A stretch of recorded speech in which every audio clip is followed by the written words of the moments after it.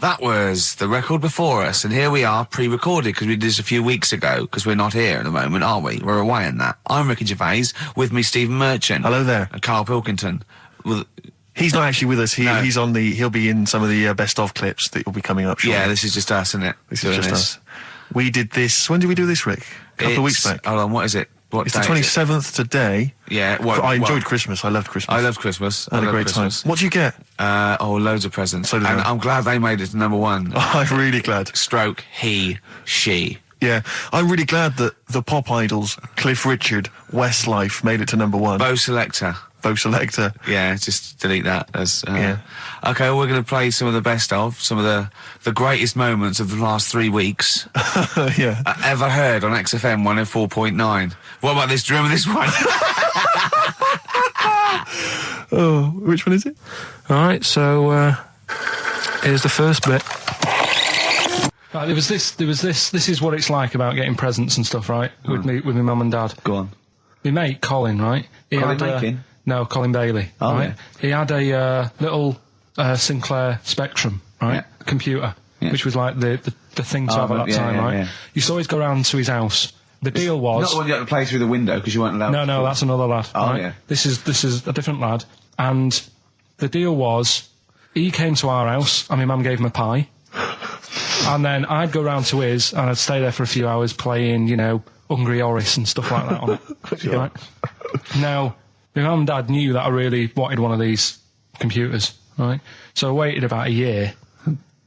Came round to Christmas Day. I thought, I reckon might have one. Turned out they bought me the wrong one. They bought me a ZX81 instead of a Spectrum, right?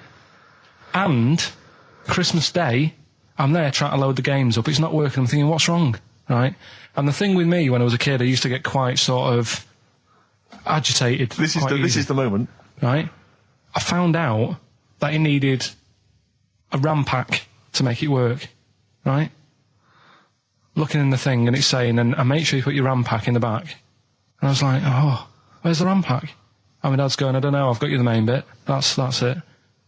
So I was that wound up, I just was sick, right? Just sick. I didn't feel sick or anything, I just was like, oh God. Went to the sink, just sick. Because I was that on edge about it. I said, come on, we've got to get one. And my dad's like, Tandy's shut. We're not gonna get anything today. Ruined again, Christmas Day. That was after the year when my train set got blown up by our kid. The following year, no RAM pack. And now you ask me why don't I get good presents? He's scarred. He just I'm gonna die. Honestly, I'm gonna die. He's just screaming sick. Yeah. There's no RAM pack. Did you get to the bottom of it? Why wasn't there a RAM pack? You have to buy them separate. Oh, It's one of them okay. cons. What do you mean I can't play Frogger? Oh no. So, wasn't there another incident when you threw up? Spontaneously threw up? Oh. Through sheer anxiety? I do get it. It's not so much now because I've relaxed a bit, but as a kid I used to be quite on edge all the time with certain things. Do you think that's what happened to your The cat wind. that kept being sick? That it didn't get the food it wanted, and it just threw up? Do you remember that? Yeah. God, so they shaved it. No, like, again, I spoke to you in the week, and I had much better things, like when I tell you about Brian Blessed climbing Everest, and for some reason it made him, it played havoc with his belly, and he followed through and he had to clean up. Shut himself? Yeah, using ice and snow. Why are you telling me that Brian Blessed... in what way is telling me that Brian Blessed shit himself once in any way educational?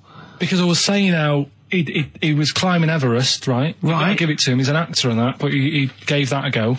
Yeah. Right? It played... What's the point of that, you'd say, wouldn't you? You'd say, God, he's So he's alright. Me doing a boxing match for no reason is rubbish, but him climbing Everest and shitting himself... Yeah, he did that. It's commendable. Right, and he's only going to, go and do it again.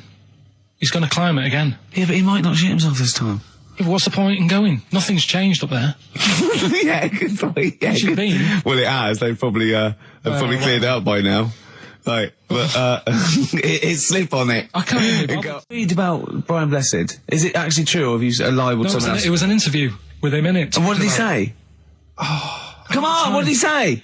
He said I climbed Everest and I played havoc with me belly.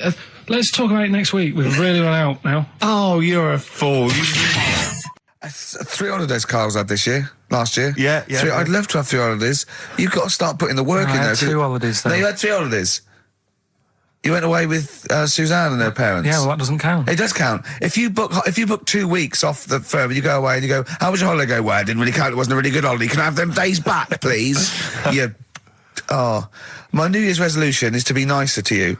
But Well talk done, sense. you've already broken that. No, but talk sense. Talk sense. You've had 3 holidays this year.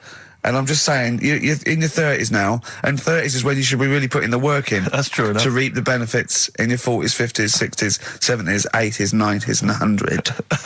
Carl, what's your New Year resolution? What about think before you speak? It's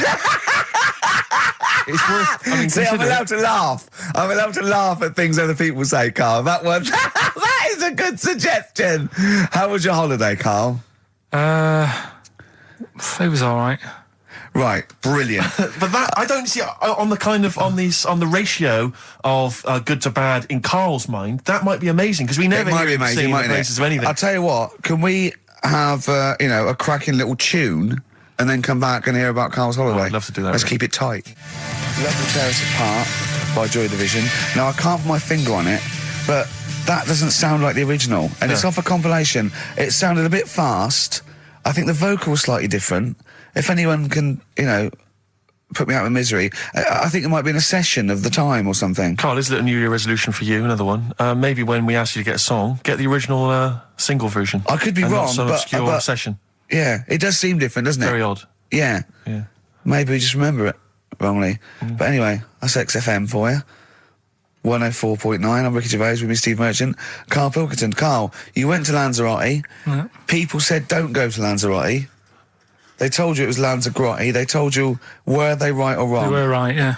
Really? Yeah, it's a bit ropey, yeah. Is it why? Just, out there. If it wasn't for the volcano they had, it'd been knackered. That's their big draw, is it? That's it, basically. That's all they've got going for them. When you landed, was it really hot? Were you quite excited? You were thinking this is It okay? was warm. It's we can't complain about the weather. The weather was all right. Sure. You know what I mean? That's what I went for. But it'd be nice if there just was something else. Yeah. What did you do all day then? Did you read your ritual book? No, I didn't read that. I read that book. Do you know the book that I bought and all the chapters were messed up? Oh, yeah. I bought a better version of that All right. and I read that. Excellent. And then, Did it make more sense in order? yeah, a lot easier Brilliant. to follow. Yeah. And then we went and had a look at the volcanoes and that. They've got 36 of them to look at. How many did you look at before you realised that pretty much, you've seen one volcano, you've seen them all? Probably about 6 or 7. Really? And then when you got to the 8th, you thought, now I know what this is going to be, Suzanne. This is going to be like a mountain with a hole in the top. Yeah. Really? But it happened years ago as well. It's like, just keep a couple, fill the rest in, tidy it up. Fill the rest in! Yeah, no, Well, yeah. getting some builders. No, seriously though. Okay, They're a 4 death million trap. tons of concrete, please. They're an absolute death trap. Yeah, what? Yeah. What do you mean fill them in? Do you know what a volcano is? It's just a hole, isn't it? That's happened. Well, it's more than the happened back hole. It's in- more a portal to the magma in the centre of the earth. Back in 1730 it happened, and they still haven't sorted it out. Well, when you say it happened, volcanoes were made a lot longer ago than 1730. No, but the one that did Lanzarote in. Right. Sort it out. What would you suggest? How tidy can they up. fill it in? It's joined. It's all joined. No, but what I'm And saying is, it was the a- big it was- plates of the earth are all joined. It All was the a disaster, magma's wasn't it? joined. With the trade centre thing, that happened. They cleaned it up, sorted it out, they've moved on. That's what I'm saying. Whereas Lanzarote have just gone, leave it. It happened back in 1730. You misunderstand me. How, in the name of God, can you fill in a volcano? You ignorant twit. No, but it's not just the holes. They've actually left the lava everywhere. That's what I mean. It's not just the big holes. There's lava everywhere. But it's molten rock. They can't just pick it up like they're like a carpet. Put it in the holes. The holes are there ready. Just push it all in. That's what I'm saying. Do you know what a fable is? I've got a rough idea. Okay, it's a thing that uses sort of metaphor, analogy, just to explain sort of morals. I mean, they're very old for a start, and it's all. I'll give you an example of one. A quick one. Oh, the one about the dog with 2 bones. He goes to a dog's got a bone. He sees a reflection in the lake, and he thinks, "Oh, that dog's got a nice bone. I'll have that." And as he goes to get that one in the reflection, he drops the one he's got, and that's one about, you know. I think I was told one when I was younger. Go on. I think it was one. This young lad, he's got a dog, right, and he's about 8 years old, and this dog, he's had it since he was about 4, and it's a bit tired now, and he chucks sticks for it, and it doesn't go for it, and he's saying to his mum, "Oh, I want a new dog because this one's useless. It doesn't do what, you know, it doesn't have any fun with me." So they say, "Oh no, but you know, Rover's a good little dog. You should look after it." And he's like, "Oh, I don't like it. I want a new one." So they buy him a new puppy. And it's running around, yapping about, and he's loving it, and he's playing around with it in the grass. And then one day he goes to the park and he's messing about and rolling about with it, and he falls into the lake, right? And the little puppy's like yapping at him, and he's going, help me, little dog's yapping. And then the old dog comes and gets his collar, and it pulls him out of the lake, and he goes, "Oh God, you know, why did I forget about you? You're the better dog." And he loved that one again rather than the puppy. I got a feeling that was Lassie. Well, yeah, that was an episode of Lassie. What's the moral? What's the moral there, Carl? What's that telling? What's that explaining through analogy? Sort of, don't forget the old. Look after old people. I remember there was one I heard once about a young boy who got trapped in a lake inside a cage. But he loved his trainers so much. He wasn't going to get them wet. But even though he had to get out there, and even though he thought that was the important thing because it's material value, he actually drowned, and the trainers were no good to him then. That was Bowie and Waterloo Sunset. Love that. Love the original. Love Bowie. Bowie was my gig of the year. These are my singles of the year. These are our clips of the year. I'm Ricky Gervais, with me Stephen Merchant. We're just picking some lovely little bits and pieces. Do you remember when we talked about this?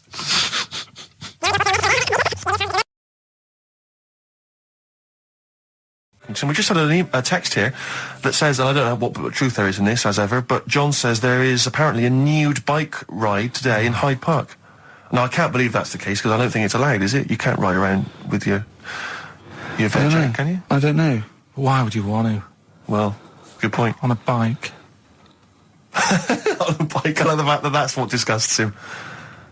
I want. Do you know what? If we did appeal for a nudist to call in, I'd want a very specific sort. I want a German nudist, a middle-aged man called Helmut. Okay. If there is any, or the closest one to it. So I want a middle-aged man from Germany. If your name is Helmut, you're in. But I'll accept Hans. Carl would be good, wouldn't it? All right. Yeah. I think I'm wondering if the age might. Maybe we could we broaden that Okay, just a German nudist bloke. Right. Can he at least be fat? Can I find a fat German fella? If your name's Helmut, we're going to give you a big prize. Yeah. But you know, any fat German fella who likes to get his sausage out. Sure. Okay. It's sauerkraut. Yeah. What's the phone number? 0871 222 1049. It'd be good just to get an email or a text with a contact on it, and then I can just call them up in the week. Sure. And 83936 is the text number. I don't know what our audience demographic pans out like, Rick, but I'm suspecting that's probably a fairly small fraction of our listenership. I know, but you know, there must be someone out there. If you know a fat German who likes to get his tackle out, phones are going. Straight away. Just answer it, Carl. Just answer it. Just pot luck. It could be anything. Well, just see what it is. To be fair, it could be a nutter. But just say hello. Just tell your turn. It's not straight away. He'll stay there, won't he? He'll stay there. Well, answer it. Answer it. Leave it. Answer it. Oh, you see this? It's gone. It's gone. There you go. He bottled it. So, just as well. Well, you took too long to answer it. There's a vicar in Australia who's started sort of doing his services and all that. In nude. Hot, isn't it, out there? Yeah, where'd you get the churches aren't. Churches are pretty cold. It was on some website. Of course it was. Yep. Just saying about a vicar and that who's there's a lot of nudists and that who want to get married. Do it, you know. Don't mess about with the wedding dress and that. Just snip up. Cheaper, isn't it? Well, I suppose it's so. I suppose if you believe in God, you believe that that's the way to be, innit? Because Adam and Eve and that. Yeah, but then in Adam and Eve, the shame made us dress up, didn't it? Yeah. Eating the apple and things. Yeah, but God didn't want that, did he? No, he wanted to see it all. He was loving it. You don't know ahead of time getting a knife full of all of that, and then the snakes snake. cover yourself up. Stitched him right up. What exactly is there then? Is it just a kind of moon-like kind of surround with just kind of dust and rock? That's exactly what you see. I was there when the Mars thing went wrong. Yeah. I would have just sent a camera crew there, filmed a bit of that, right, and say, here we are, this is it. Ignore the little coffee shop in the background. Right? This is Mars, because that's where it's like just loads of dust, holes everywhere. Tidy it up. Little round-headed aliens complaining, whinging, just like Mars. Yeah. So, is there what's the best bit about the holiday? Come on, pretend you're Judith Chalmers. I have been doing. I would have done all. I would have said that. Don't bother. Right. I mean, the hotel was good. Yeah. That was all right. What was that like? It's all right. Just clean. That's all you want, isn't it? See, that's not quite what Judith Chalmers does. She doesn't go, what's the hotel like? All right, yeah, clean, isn't it? All right. What was it like? What was it? 3-star, 4-star? Did it have a swimming pool? What was the room like? I had a swimming pool and that. Yeah. Yeah, it's good. I think it was one of the better ones on the island. Okay. Nightlife? Wasn't really. And there was a bar. There was some bands playing. Yeah. Not very good. Food got a bit boring. Yeah. It was always the same food every night, but they sort of themed it and made out as if it was different. So, like, on Mexican night, it'd be chicken with a nacho on it. Right. And Chinese night, sort of chicken with a little prawn cracker on it and stuff. Sure. But that got a bit boring. That's me just turning on my phone, because I want to read to you a text that I got from Karl. I think you sort of sum up the holiday in this text, don't you? Do you remember it? I can't remember. Let's have a look. Let's have a little look. Instantly, what did Suzanne, your girlfriend, make of it? Similar view to you? That they should fill in the holes? Yeah, it's just that thing. You see, I went on a coach trip, right? And you go and see the volcanoes. Like I say, there's 36 of them. Yeah. Which, how many do you need? And when we're on the coach going round all these volcanoes, the fella on the front's going and look out your left window at the moment, and there's a volcano.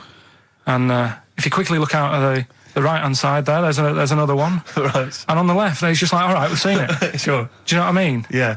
And that trip, we'll talk about that trip in a bit. Right, this is the text I got from Karl, right? All right. Been up to a volcano. Been in some dead artist's house who built his house in the lava.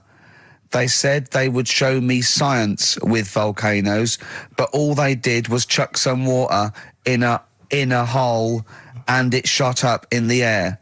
No dwarves in the canteen, no scousers here, but there is a Swede woman with a big head. She looks effing gormless with a cap on. All right? So a little reference there to... A Swede woman? What's that mean? Do you mean Swedish? Yeah. Or she looked like a vegetable? No, a Swedish woman. But they've all got sort of quite big bill, aren't they? And I sent him a text. Oh, well, it's just good to be on holiday because, I'm working. He sent back, so am I. Just been watching Sky News. There is a school for monkeys who want to get a band together.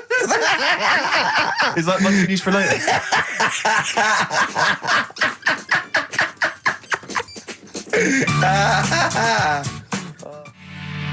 Oh My Corazon by Tim Burgess. I can't get enough of that. I love that chorus on XFM 104.9. Ricky Gervais, Steve Merchant and little Karl Pilkington. But it was a nice holiday. Yeah, it's all right. It's just, I went there to relax and that. Exactly. Did a little bit of that.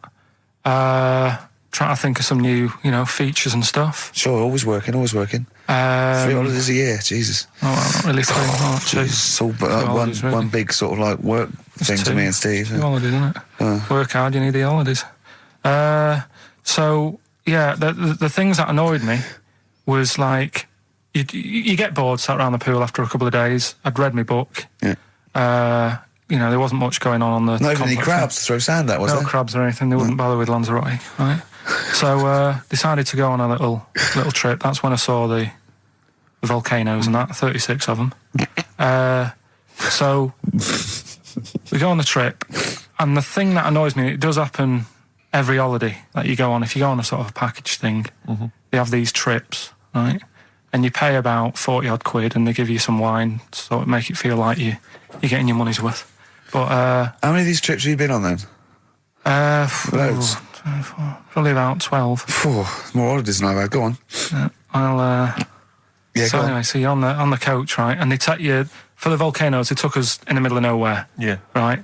There's nothing else round there. Sure. It's like I say, it's like Mars, but with holes in the ground. Yeah. Right. And they sort of drop you off, and they go, right, everybody, see you back here in an hour. There's loads of volcanoes for you to look at, and a coffee shop over there. And you know for a fact, right, you don't need an hour there. You could just say, well, just keep the engine running, because I'll have a look in this hole, we'll get back on, give us 5 minutes. Don't need an hour. Absolutely. But you know that they've got something going. It's a backhander, definitely. What, with the coffee shop? Definitely, yeah. They go there.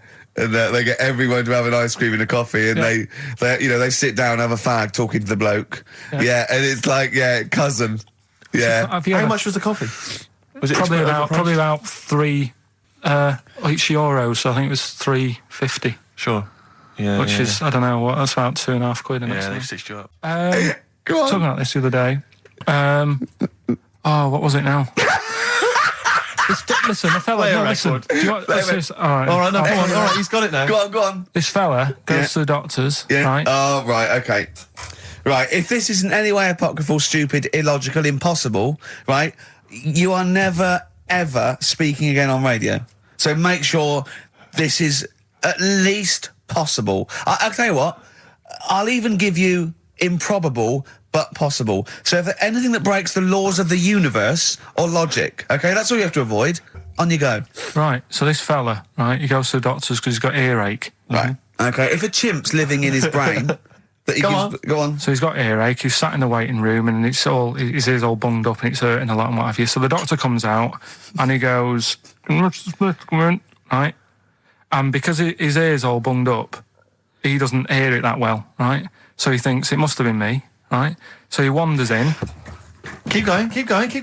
Anyway, I'm going to hate this. I can just feel it in my bones. Steve, I'm going to let you take over. Okay, let's hear it. Come so on. the doctor says, sit yourself down there, right? So he sits himself down. He goes, right, take your pants off, right?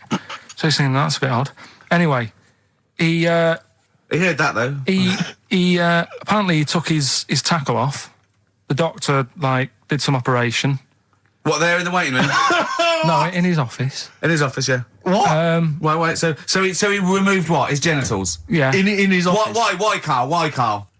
Because he hadn't called him in. Oh, he'd called in the bloke who wanted his testicles taken off, and he didn't do it.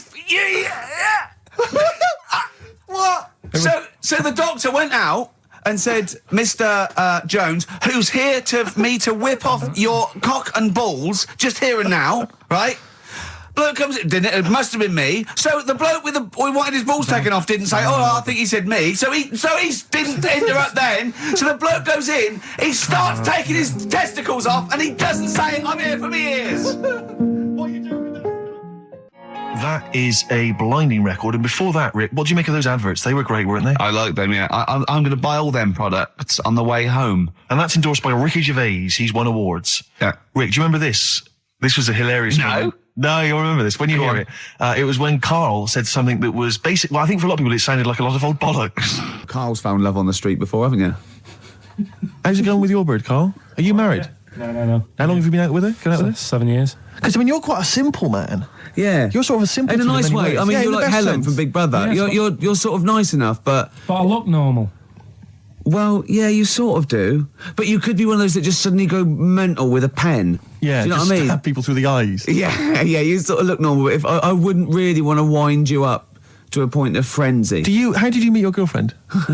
Through work. What, through her work? What, you phoned up and said... We worked at the same place. Oh, you're right. Yeah. You're quite an enigma, aren't you? Could you give us more on that? At work. You met her at work. What, she came in selling sandwiches? She was going through the bins outside. What do you mean you met her at Why are work? you having an attack on me? You're the one who's sad and lonely. No, Oh, he's done you again. He's done you again. But what I thought was interesting was I just scratched at him and he just went mental. Yeah, no, it's like a bear caught in a trap. It's funny, isn't it? You'll never learn. No, I was just interested to find out what the story was, because it might be a really romantic story. Well, it's not. All right, jeez. I love the fact he doesn't want to talk about his love affair. I was thinking about you in the week, and like, does it worry you? I mean, you sort of joke about it now, and we're talking about it in the office, you know, like, oh, is Steve really touchy about the way he looks? And, oh, what's this? Where's that come from? He's done it again. He's done you again. I was walking home the other night, and I was thinking about it. And do you worry that when you're old, you will be on your own? You did start it, though, didn't you? Well, Carl, I'm glad you brought this up. because I mean, for me, you know, a lightweight, frothy entertainment show on XFM on a Saturday afternoon is exactly the place where I want to discuss the desperate, lonely future that's inevitably coming my way. Oh, God. I'll tell you what will cheer you up and forget all that. A bit of Embrace. Oh, one of the most hated bands. I'm a little bit concerned about your toilet discussion. Well, what exactly is your point again? I was just a bit bemused. You see, it's a tricky one. All I'm saying is, right, there I was at the pub quiz. I go to the toilet, not thinking about anything. I try to go, right, there's a little gay fella next to me. I love this little gay fella. Now, the weird thing is, there's nothing stopping him having a little glance, right, because he's allowed in the fella's toilet. Yeah. Now, I'm not allowed to go into the woman's toilet and have a little look round. Right.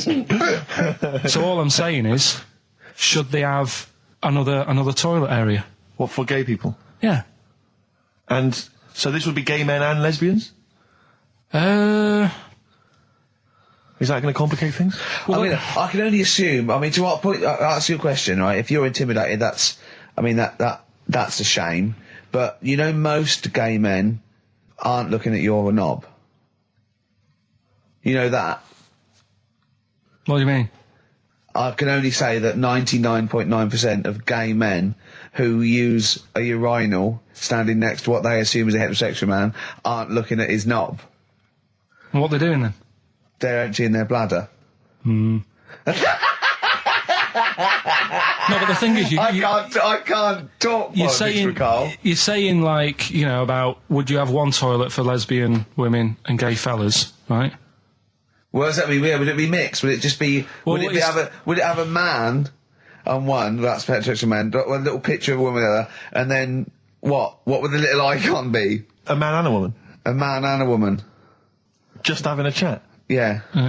In pink and dot lines. But you couldn't mix them, because then what would happen is you'd get people who are going, oh, I'll play up to this a bit. Or pretend to be gay. And yeah, you know, sort of grow a moustache and shave their head. And pretend to be a lesbian. Right. Yeah. So, well, I see, so you know people pretending to be gay so they could go in and have a look at the lesbians. Yeah. Right. So that would mean that we need 4 cubicles now, wouldn't we? Yeah, no, this is fine. 4 cubicles. So every pub How now... many toilets do we need at Every the pub's moment? now got 4 toilets. Oh, Carl, bisexuals. Yeah. Now, interesting. Bisexuals. How many toilets do we need now? Call the council. Will you use any? Huh? No. No, because they're interested in everything, aren't they? Because the little bisexual fellow will be looking at your knob. Right, with them, what you do, you just have a door, you open it, and there's one urinal there, so you can't get a queue. They have to sort of wait. I just thought that, well, why can't there just be a thing between the urinals, so no one can look at anyone else's knob? Wait a minute. Just to go back to Ricky's point, what stops, even if we've got the toilet for gay men, what stops the gay men who want to have a look at your willy going in the regular toilet and pretending that they're straight? Most men don't wear gay across their head. Exactly. They don't have a tattoo. There's no branding yet in the British House where they have to declare. So we're going to have to expand this. So we've all got to carry identity Do you know cards. you can see a gay, can you? Coming a mile off. No? No, I'll just hold it in next time. No. Can you tell gay men? Do you know a gay man? I'd say probably if you did if you lined some people up and said point them out, I reckon I'd get. But hold on, we're not talking about people dressed in leather with the arse cut out and an handlebar moustache. Yeah. We're talking about everyday, No, non-seen. of course. Oh, well, yeah, but I mean, suppose I put you in a room and there was 10 naked men, right? Yeah. And there's 5 gay men and 5 hetero. Could you walk along that line looking at those gay... Am I naked? No, you don't have to be naked. Why would you have to be naked? To catch them out. Play a record! How would you catch them out? Don't go into it. Don't go into it. Don't go into it. Play a record. Ooh, those boys can rock there. That's the Guns with All Their Roses and Sweet Child of Mine. On XFM 104.9. I enjoyed that. Yeah. That was good. It rocks. I hope the audience was playing it loud like us. Yeah. Ricky Gervais, Steve Merchant, Karl Pilkington. Well, look at him yawning. How rude is that? Carl, what's wrong with you, man? Have you been up late? A little bit. Girlfriend was away, wasn't she, yesterday? Yeah, I always have a problem with that. I always have... Because you don't go to bed, do you, early? Do you know what I mean? You sort of think... I just always find that thing that if, you're used to living with someone... Yeah. One of you will go, let's go to bed, then you'll go, all right. But when you're on your own, you go... You just forget to go to bed. I just stay up. Okay, stop eating now, Carl. You've ate all the food. That's just a plate. All right. Okay. Yeah. No, I stayed up and watched... there was a thing on about Dracula. Right. What, Dracula? And I found a flaw in it. Go on. Not the fact that he's the living dead and and drinks blood to stay alive and he doesn't reflect And he can in turn into a mirrors. bat. Well, And you can go on. the mirror thing, you can't look in mirrors, can he? Well, he can look in mirrors, but he can't see himself in a mirror. Yeah. That still doesn't work. Go on. Go on. It doesn't work at all, Carl. It doesn't work. Go anyway. on. No. Well, Centre parting's always really neat. His centre parting's always... how does he do it if he can't look in the mirror? Blood on the floor or something it was called. Rubbish. I love the flaw in the Dracula film is that his centre parting's too neat. How did he do it without a mirror? Oh. Was it a documentary about Dracula? No, Yeah, there was... the real it's Dracula. The real called- Dracula. Yeah, the real Dracula. The It's true just a story. film. It had blood on the floor or something. It's called. Yeah. It's rubbish. We had a little lunch yesterday, didn't we? We did indeed. That was a nightmare. Yeah, I we hate would- going out with you two. I was explaining to Carl, right? I like to excite Carl's imagination, right? And if it involves chimps or monkeys, all the better. Brains he likes, parts of the body, deformity. I know where to, what buttons to push. And I told him about this thing. I don't know if any of you out there know about this, but there's an experiment they did in the 50s, a clinical psychology experiment where there's your 2 hemispheres of the brain, okay? They're joined by a thing called the corpus callosum, right? Which is just a little flap of skin, like a little scarlet lead that joins your 2 hemispheres. And what they did, they cut that in half, and they thought it was a cure for schizophrenia, but what it turned out to be, or epilepsy, I think, I can't remember, was that your 2 sides of your brains didn't function together. You couldn't get information. I was telling Carl all this thing, and one of the things I told him was that they did it on a monkey, and it fought itself over a nut. Like its right arm was connected, by its left lobe of the brain, and it was fighting over itself. And Carl went, instead of thinking this is amazing experiment, he went, would it have been happy if you'd given it 2 nuts? Yeah, I know. Well, you started off by explaining it, and I remember you mentioned, because I was watching the 2 of you as you were describing it to me, you said, of course, one side of the brain deals with symbolism, and as you said the word symbolism, I noticed Carl drift away from looking at you, pick up his mobile phone, and start pressing buttons randomly. And I thought it was the word symbolism that got him. And I noticed it took you just a moment longer. And I think the first thing you said was, when did I lose you? Yeah, I knew I'd lost him. It's extraordinary. And he doesn't even try to I said disguise it. nomenclature at one point as well. Right, yeah. And I knew I was dicing with death there. Yeah. But, Yeah. but I told you tried to look it up, didn't you, on the web? You didn't find anything about it, Yeah, did the you? spelling of it's what is it again? What's the word? Corpus callosum. Yeah, so I couldn't do it. No, it's no point. Yeah. Don't bother. Give up. Don't bother. Give up. So if anyone knows any interesting facts about that, I don't know. But yours hasn't been cut in half, has it, Carl? That would, again, might explain something. I'll tell you what we will be talking about later. I don't know if you're sort of aware of them, Steve. Go on. Bonobos. Oh, I don't know much about bonobos. I told him about he was looking for stuff. I said put in bonobo. He was having no luck with chimp, and they're a form of chimpanzee, but they're even closer to us, evolutionarily speaking. They've got their social groups are more like ours. They're more intelligent, and he was loving it, weren't you? So is it human bonobo Carl? Is that how it works on the evolutionary ladder? Chimp, Carl. Yeah. Yeah. Talking about them. So we're talking about bonobos. You're excited about that? Yeah, That's yeah. coming up in Monkey News? No, I think it's a bit of a monkey bonus. Placebo, Bitter End on XFM 104.9. This is pre-recorded. We recorded this a couple of weeks ago, before Christmas. Hope you had a great Christmas. If you didn't, not our fault, really, is it? Nothing to do with us. Wouldn't have thought we'd have. We're well over time because we've got plenty of cash now, thanks to a lot of you who probably bought the Office DVD. Yeah. Probably got And that if you in haven't stock. yet, and you've maybe got vouchers or money, still available. Still there in the shops. Still available. You can still make it the best-selling DVD of all time. Please. Please do. Yeah. Please do. I'll tell you what you want to hear, though, before you make your mind up. I'll tell you what, if you like this next clip, go and buy the Office DVD. I think you will. It's a brilliant clip. It's the one where we talk about, well, it is self-explanatory. Yeah. We went, it was a great day, wasn't it? Brilliant round of golf. Absolutely brilliant. Such a beautiful place in Stoke Poges. It's like a really posh place. And are you a good golf player? Well, we'll get to that. Oh, okay. Wow, he bought the shoes especially for it. Oh, brilliant. I'd love to have seen him in those little shoes. I know, and they were no good because they were metal spikes. We had to change them. He was annoyed straight away. He spent over £22 on these golf shoes. We hired a buggy that was brilliant fun. I was bombing along, wasn't I? I don't drive, but I just, it was great on that buggy. Well, you've been on a buggy with me and you were a bit scared. Yeah. What I nearly killed us once. I was just taking banks and things, but you don't see sort of bunkers, and he'd scream, go, stop! And he'd put his foot down the brake, and then I reversed. At one point, he sort of did a handbrake turn next to the lake, and then we had to reverse, right? And you know, you just flick a switch and put your foot down. He did that without looking. I looked behind, there's a big oak tree there. He screams, watch the tree, right? So Dukes of Hazzard. and I kept jumping in and leaving him behind because I had to go to my ball. Because anyway, the first shot, I got on my driver. I honestly did one of the best shots I've ever done. It went straight down. It was great. I thought, phew, got away with that because it's always the first one because it's a clubhouse and you want to look good. Yeah. So. He tees up, and I've been saying, buy some balls. He just got 6 balls. I was going, what if you lose me? I won't lose 6 balls, right? He tees up, right? Whacks it. It goes miles, like right angles, straight into these the woods, right? He turns around, he goes, go and buy some more balls. So I'm laughing because it's like impolite to laugh, but he broke the ice for me, and I was falling around. And then his second shot, I go, you know, you're off a 3 now. If you take another shot, he went, oh, right. So it's his third shot. He puts the ball down.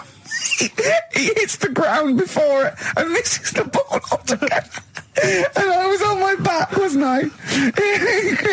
Unbelievable. Actually rolling about on his back.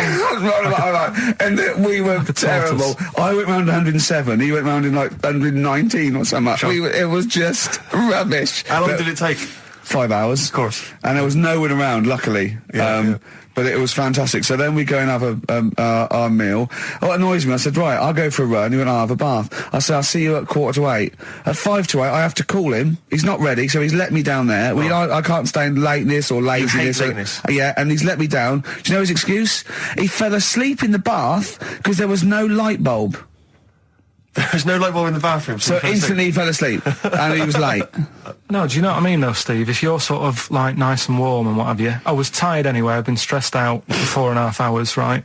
My life flashed in front of me a few times in that buggy. So it's all sort of wears you down a bit. I thought, right, I've got a headache. You're going for your run. I'm going to have a bath. I walk in, put the light on. For some reason, it didn't come on, but I thought, it's all right. I'll just... doesn't matter. You can have a bath in the It's summer, so it's light anyway. Well, there's no windows in the bathroom, so... So you were in the darkness? So I'm in the darkness. I nod off because I'm shattered.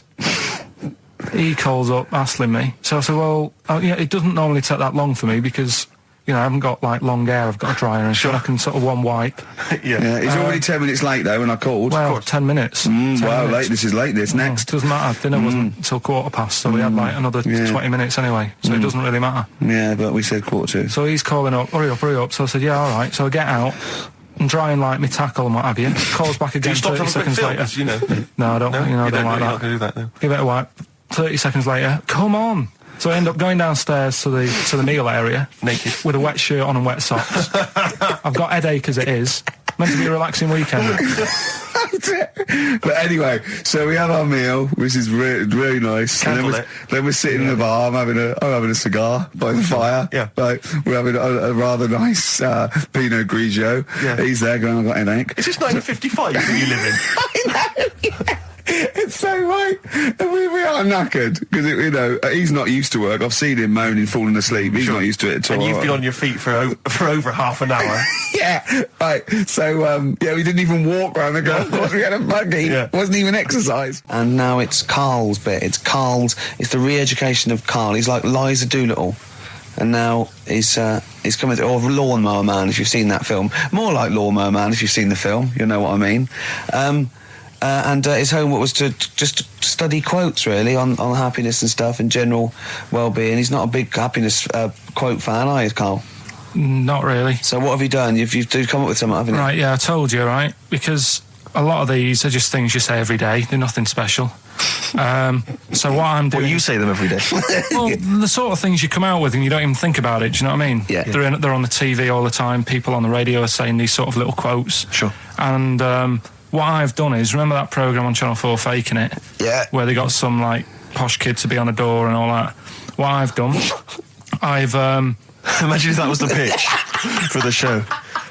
Dear Channel 4, you're just going to get a posh kid on a door or something? Yeah, Yours come sincerely, in, Karl. come in. Yeah. TV producer. Yeah, go on. So, what I've done, this little book of quotes, happiness quotes, I've picked two that are real. Okay. And I've made one up. Right? And we've got a guess. And you've got to guess. Okay, then, go on. Well, I'll tell you what, Rick, why don't we, when we've heard them, we won't confer. No. You'll write down yours, A, B, or C, and I'll write down mine, and we'll see how it Okay, works. Karl, off you go. Right, and just because I'm looking at this book, it doesn't mean I'm actually reading. No, I know. Don't worry, we're clever. No, we know. We can't see yet. We call my bluff. Yeah, go on then. Nothing is worth more than this day. Okay. Yeah. Yeah? All right. Yeah. The way I see it...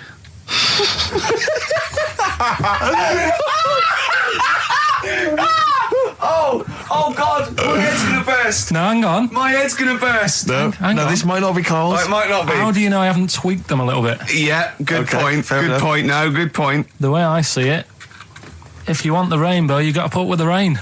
Yeah, okay. All right? All right, yeah. Okay, hang on. Yeah. Come on.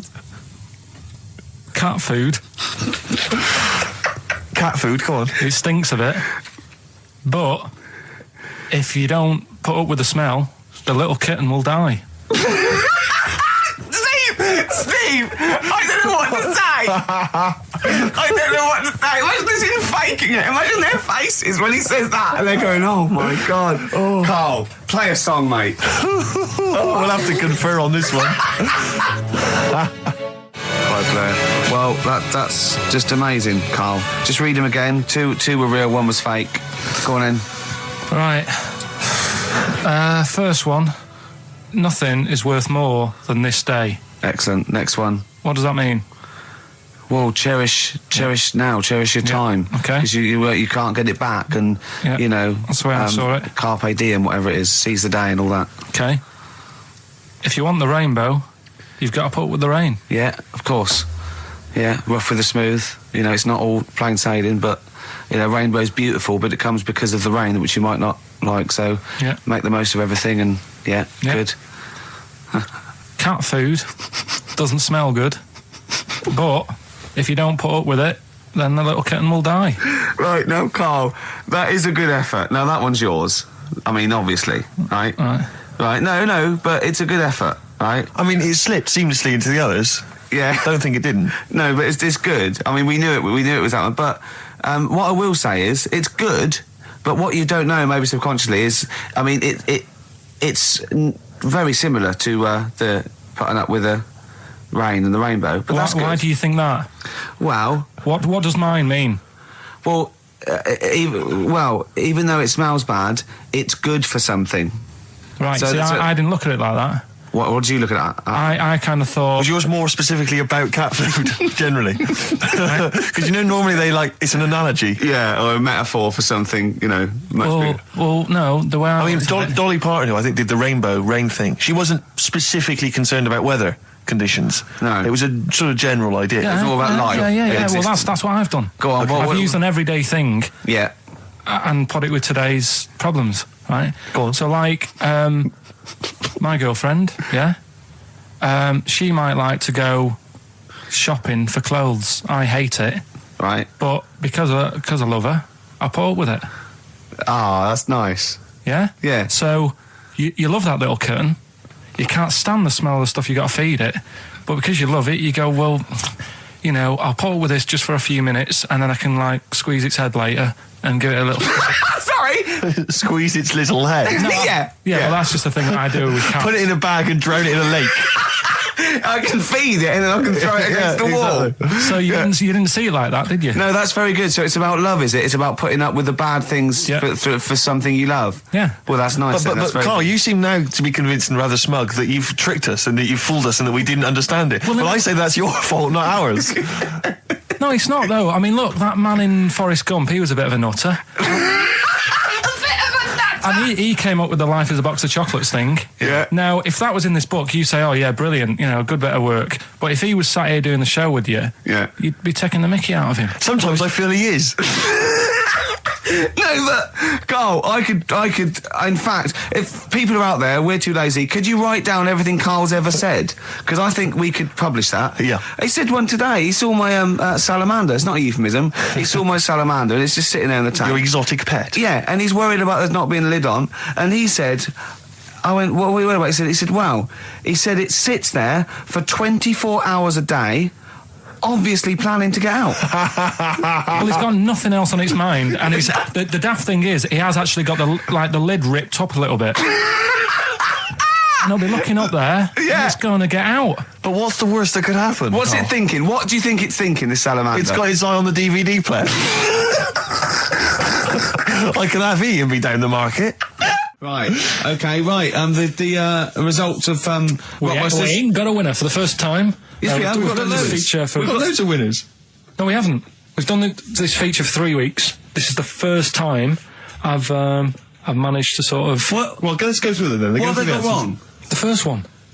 The first one. What was The first one, yeah, the first one. Well, hang on. Let's do them in reverse order first. So what's the last one? The last one, the clue was that bloke does sport on the telly and he's got a little kid. What's that? That's Destiny's Child. Des, who does ITV Sport, that's has got terrible, a tiniest man. child, right? No, that's fine, they got that. Okay, Destiny's Child. What's the middle one? Well, the middle one, right? Child. The second one was, he doesn't like women, yet he's got a couple of kids, that's a bit weird. Yeah. Right? That was PD, that was Puff Daddy. That is offensive. Go on. But it's not Puff Daddy. It's Puff Daddy. And he's not even called that anymore. He's called P. Diddy. Well... Okay, fair enough. But they got that one. Yeah. And if I'm being tight, these lot are as well. Yeah. Yeah. Tight means something in Manchester. Go on. Right? And the first one that they're having problems with, I don't think them birds should be allowed in this area. Got it. Boyzone. It's not Boyzone. What's the clue again? I don't think them birds should be allowed in this area. That is perfect. A boy zone. No birds. No women. No women, yeah, birds, right? A boy zone. Sorry, Carl. If that isn't the answer, their clue is better than yours. That is brilliant. What was yours? Boy zone, it works perfectly. What's your answer then? Bangles. I have no idea what that means. Like seagulls. So you don't want them in this area, so you're banning them. Bangles.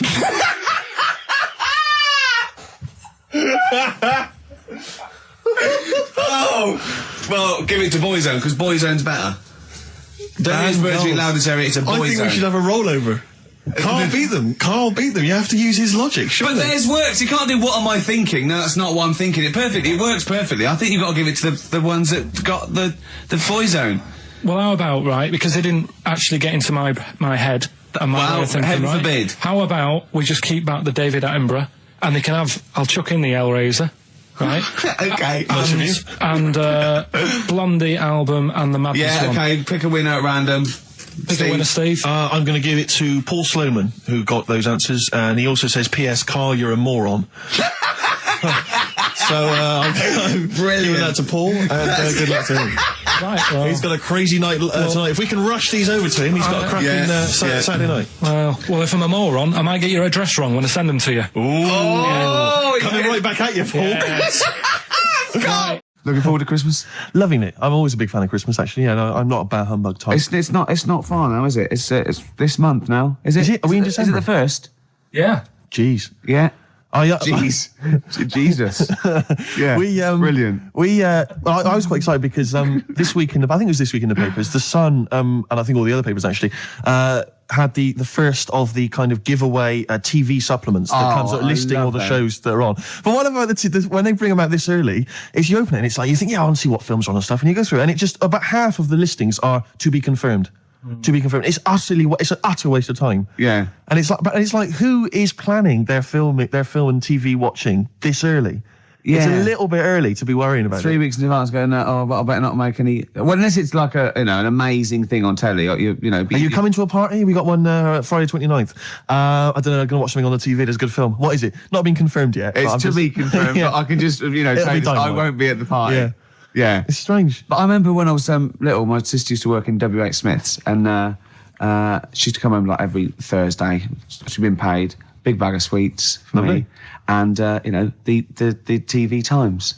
The TV Times, of course, because you're working class. TV Times. The radio Times for a classier middle class gentleman like myself. But the bumper edition at Christmas, it's like 2 weeks of telly. She sit down like that Thursday night, sit down with my sweets, and we tick off all the things we were going to watch over the next 2 weeks. Didn't happen, did it? Because I was squeaking around, hyperactive, making people play with my toys, stuff, and not watching telly really. But if you watched any telly, it'd have been really rubbish stuff. The whole family was. I imagine probably Dennis Norden's Laughter File, Volume 12 or whatever it is. I don't think even Dennis Norden was going there. Whereas you see, we in our house, of course, we'd just switch off the TV and we'd perhaps just listen, to the concerto on Radio 3. Ooh, yeah, we weren't allowed to turn the telly off. The Christmas ads have come on, I noticed. They're on now. And I noticed, I was watching telly last night, and do you think that the advertising executive for Cadbury's Roses chocolates just comes in once a year and they go, what you got this year? And he goes, what about some workmen and some old ladies singing thank you very much, very much, just shot in the street somewhere? Yeah, that'd be fine. It worked last year. Yeah, brilliant. That's been going like since I can remember. I've never seen another advert for Cadbury's Roses except that. Exactly. Well, there's certain things that conjure up Christmas, like you got your turkey and all that, and you got your roses. Yeah. Woolworths. Woolworths. Yeah. You got Woolworths. Yeah. Oh dear. Pizza.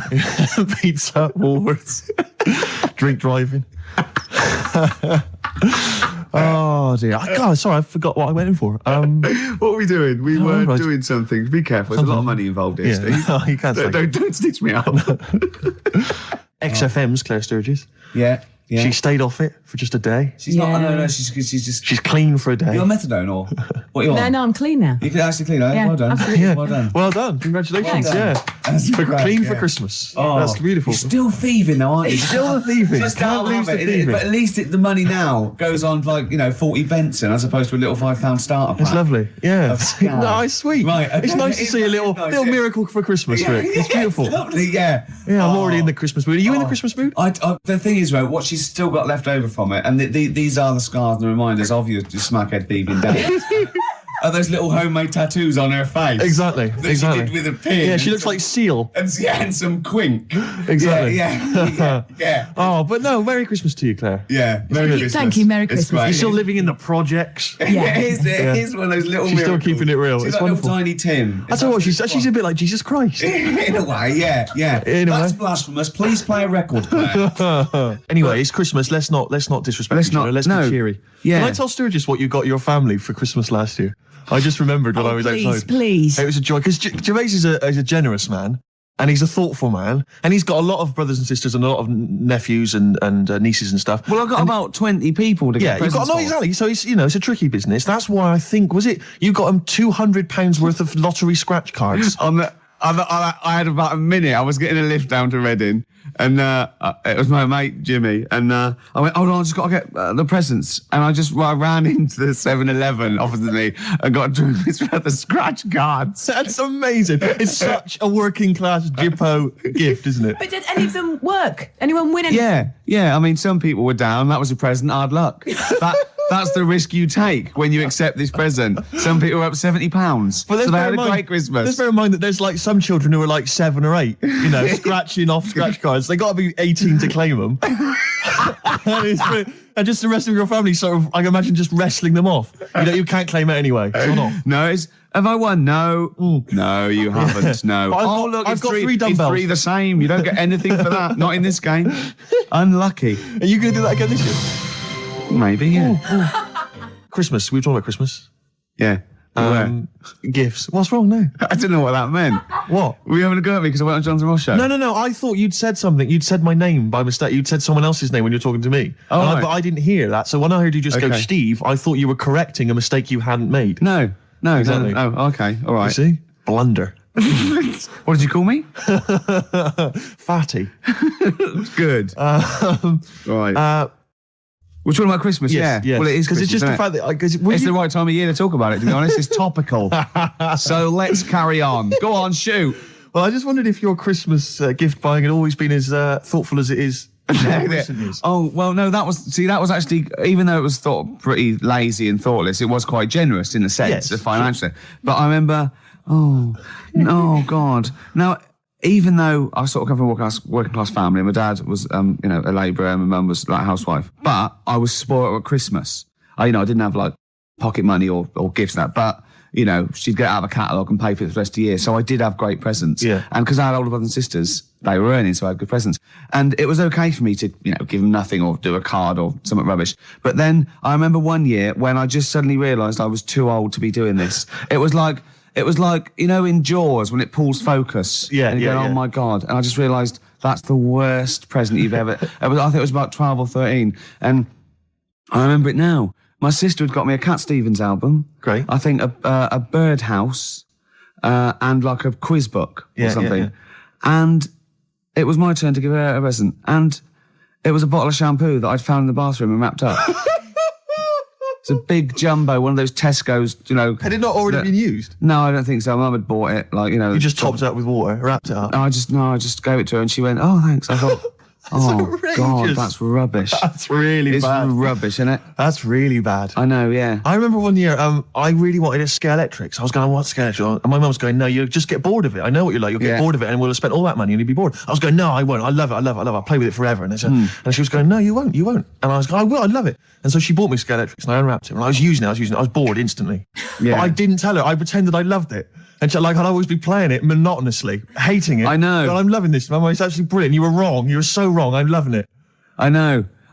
Things with Scale Electrics, I think it was great at the time, but I think it was an XFM party actually years ago when they got Scale Electrics and like loads of us think, oh yeah, I used to love it. Rubbish. Yeah, really rubbish. It's tiny. Yeah. It's about 2 foot long. Yeah. You go, put it back on, Yeah. Dave. Yeah. There Exactly. you go. Oh, okay, put it back on. Exactly. But you want it to at least kind of change into a robot or kind of come off and just drive around the Of course, these days it's all virtual, Steve. That's true Isn't enough. it? In your mind. Well, we all take a pill, don't we, Rick? And then we're in some kind of fantasy world. I am Ayrton Senna for a little while. What about those bloody computer games? No one's reading a book God. anymore, are Mummy, they? What's a tree? Download. Well, I'll tell you what. I'm going to play a song now. I think I've dissed U2 for about 15 years, but I've got them wrong, and I'm going to play a lovely track off the latest album.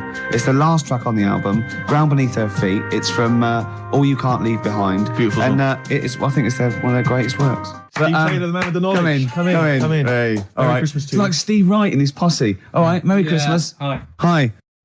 Are you So a great... tell us, are you a great ladies man? Were you a great ladies man before you were married? Not something I talk about. I'm married now. Because he's sort of like got a little shaved head and he's got a beard and it's exactly the same colour, sort of ginger hair. He looks like a tennis ball. It's just hair, exactly the same length, all over his face. There's no reason for me to come in, was there? The abuse was happening without me here. Yeah, I know. And now I've come in, you just continue it. But say hello, so it's with your blessing and I think we're nice. Say Merry Christmas. Hi, Merry Christmas, all listeners. See, you're on at 5 o'clock, aren't you? Yeah. Right, I'm going to make a note of that. When a I note of bought that, those 2 albums, I'm going to listen to Steve Taylor, the man with the knowledge, on at 5 o'clock on XFM. Isn't it incredible? Because he's been in since 11 o'clock this morning, just compiling information for every record he'll be playing. Yeah. The show's only 20 minutes long. But with him, it's because he's got to offload it. Yeah. He's got to talk about it all the time because it's only, he's got a huge brain. It's it's going Throbbing, yeah. all What are information. you playing next, Claire? You bored? Sorry, were tell we us- boring you two? Oh, was this that list? Isn't that cute? Yeah. So can you tell us about Star Sailor? What do you know about some interesting facts about Star Come on, Sailor? into the microphone, into the micropole that goes down the loudy box and out to the radiograph in the homes all around England. They're rubbish. Thank you. Steve Taylor, controversial view. Still, he has bred people. Stereophonics and the theme tune to BBC Two's The Office, handbags and glad rags. Absolutely. So I think we should be playing Christmas songs as well, though. Because Merry know Christmas if War I is like over. A great. Is it really? What? The theme tune to The Office. I think you meant is war really over? It is. Thanks, John. Yeah. It is. Yeah. Yeah, it is, yeah. That's well, there. To be fair, Rod Stewart did it first. Yeah, and we don't use the Stereophonics version. Oh, No, right, or okay. the Rod Stewart version. Thank you. Too expensive. Exactly, costs a fortune. Had to re-record it. Yep. Or little known facts. Yeah, You should yeah. save that for the DVD. Or Steve Taylor would have blown it anyway. Yeah, exactly. Wouldn't he? To come on with the knowledge and told him everything. I was thinking Fairy actually, Town, New York. beautiful song. No, Can we- it's a great can we song. find It'd be that? nice to try and dig it. I'm sure everyone's playing it at the moment. Yeah, On a loop. Let's But, not I mean, we play it. should. It's good. No, it's Let's play Simply Having a Wonderful Christmas Time by Paul Can we McCartney. play Driving Home for Christmas, Chris Rea? Oh, it is. Hey, there's a lyric in that goes, I look at, he's in the car driving on Christmas, and he looks over the other bloke in the other car, he goes, he's just the same as me. Yeah, I was thinking that. He's just the same as me. Driving Yeah. Home for Is he Christmas. saying he's copied him? He's like, oi, what are you wearing? That's the same as me, that is. What do you get your missus? The same, is it? You. Who are you? A stalker? I'm Chris Rea. Hello. Yeah. Going back to Newcastle. Exactly. Oh, they talk, innit? Is that where he's from? Yeah. Is it Middlesbrough or Newcastle or? Great. I'm loving this, Steve. Yeah, no, it's Nearly great. Christmas. I had a couple of chocolates there, didn't I? Oh, the yeah. purple ones in roses. Very much like the Quality Street one, the hazelnut and the toffee. Yeah. But get me in the mood. Now, I know if you're a fan like me, you love the roast dinner. Oh. We love the roast dinner. But the Uber roast dinner is the Christmas dinner. Oh, I'm looking forward to it. No, I'm thinking about it now. I can't believe how many different sort of meats you're going to have in your house. Well, we always have the turkey, obviously, traditional. Plus, we always have a little bit of pork, a little bit of lamb. Oh, God. And don't forget the sausage, you know. Well, I love the fact that someone's designed the turkey Christmas dinner, and then they thought, wait a minute, I also want a little sausage, and let's wrap it in bacon. Why not? Let's just have some stuff in it as well. Can we have all the meats that are available? Someone said, please? hold on. There's sausage meat in the stuffing. Now, well, sue me. Yeah, exactly. Sue me if I want a bit of extra sausage. You know what I mean? Oh. It's the work of art, and it takes It's genius. hours. Rick, can I ask you, what kind of Go on. veg you going with this year? Veg, well, I just love the roast potato. I mean, people have tried to sneak in the Brussels Because you sprout. don't eat vegetables or anything I try green, do not you? to eat. Parsnips. I love parsnips, but when they're crisp and crunchy, like a trendy crisp Yes. in a wine bar. I love it when yeah. Oh, I love that. We'll be having carrots. We'll be having leeks. We'll be having Brussels, obviously. Yeah. Brussels. Yeah. And my mum will always throw in a little bit of something crazy. Maybe there'll be a little bit of red cabbage, something wild, something exotic, or something Vim, continental. or a used condom. To be quite honest, I think she's mental. Your mother. She's But, got to stop that. But who knows? Any kind of treats. I'm just and I love the fact about the Christmas dinner is that people are taking weeks, years planning it. I know. They take yeah. they months going to dig up defrost. Did it? Have you told? Could you talk about your grandparents? Well, my grandparents, of course. The thing about my grandparents, I have mentioned this before. Yeah. I don't. I Think love I this. think they've got about 3 teeth between them. It's unbelievable. My grandfather. They're all their own now. He was in the RAF in the war, right? And for some reason, he had problems with his teeth, and they pulled them all out, and they really? replaced them with a false set of false teeth. But during the wartime, I don't know whether this was just like what it was like during the war or just the 40s, but he had a kind of wooden plate put in with like some kind of fake teeth attached. Oh, no. And he's never had that changed. So he's still got the wooden plate and about 3 teeth still hanging on it. Oh. It's just so he and my grandmother combined, they cannot eat anything that's kind of solid. So they will literally get up for Christmas dinner. They'll get up and they'll put the meat on like it's sort of 6 a.m, go back to bed for the day, get up and eat it about 9 o'clock at night. And the best compliment you can have if you've cooked dinner for my grandparents is, oh, this is lovely. You can suck it away.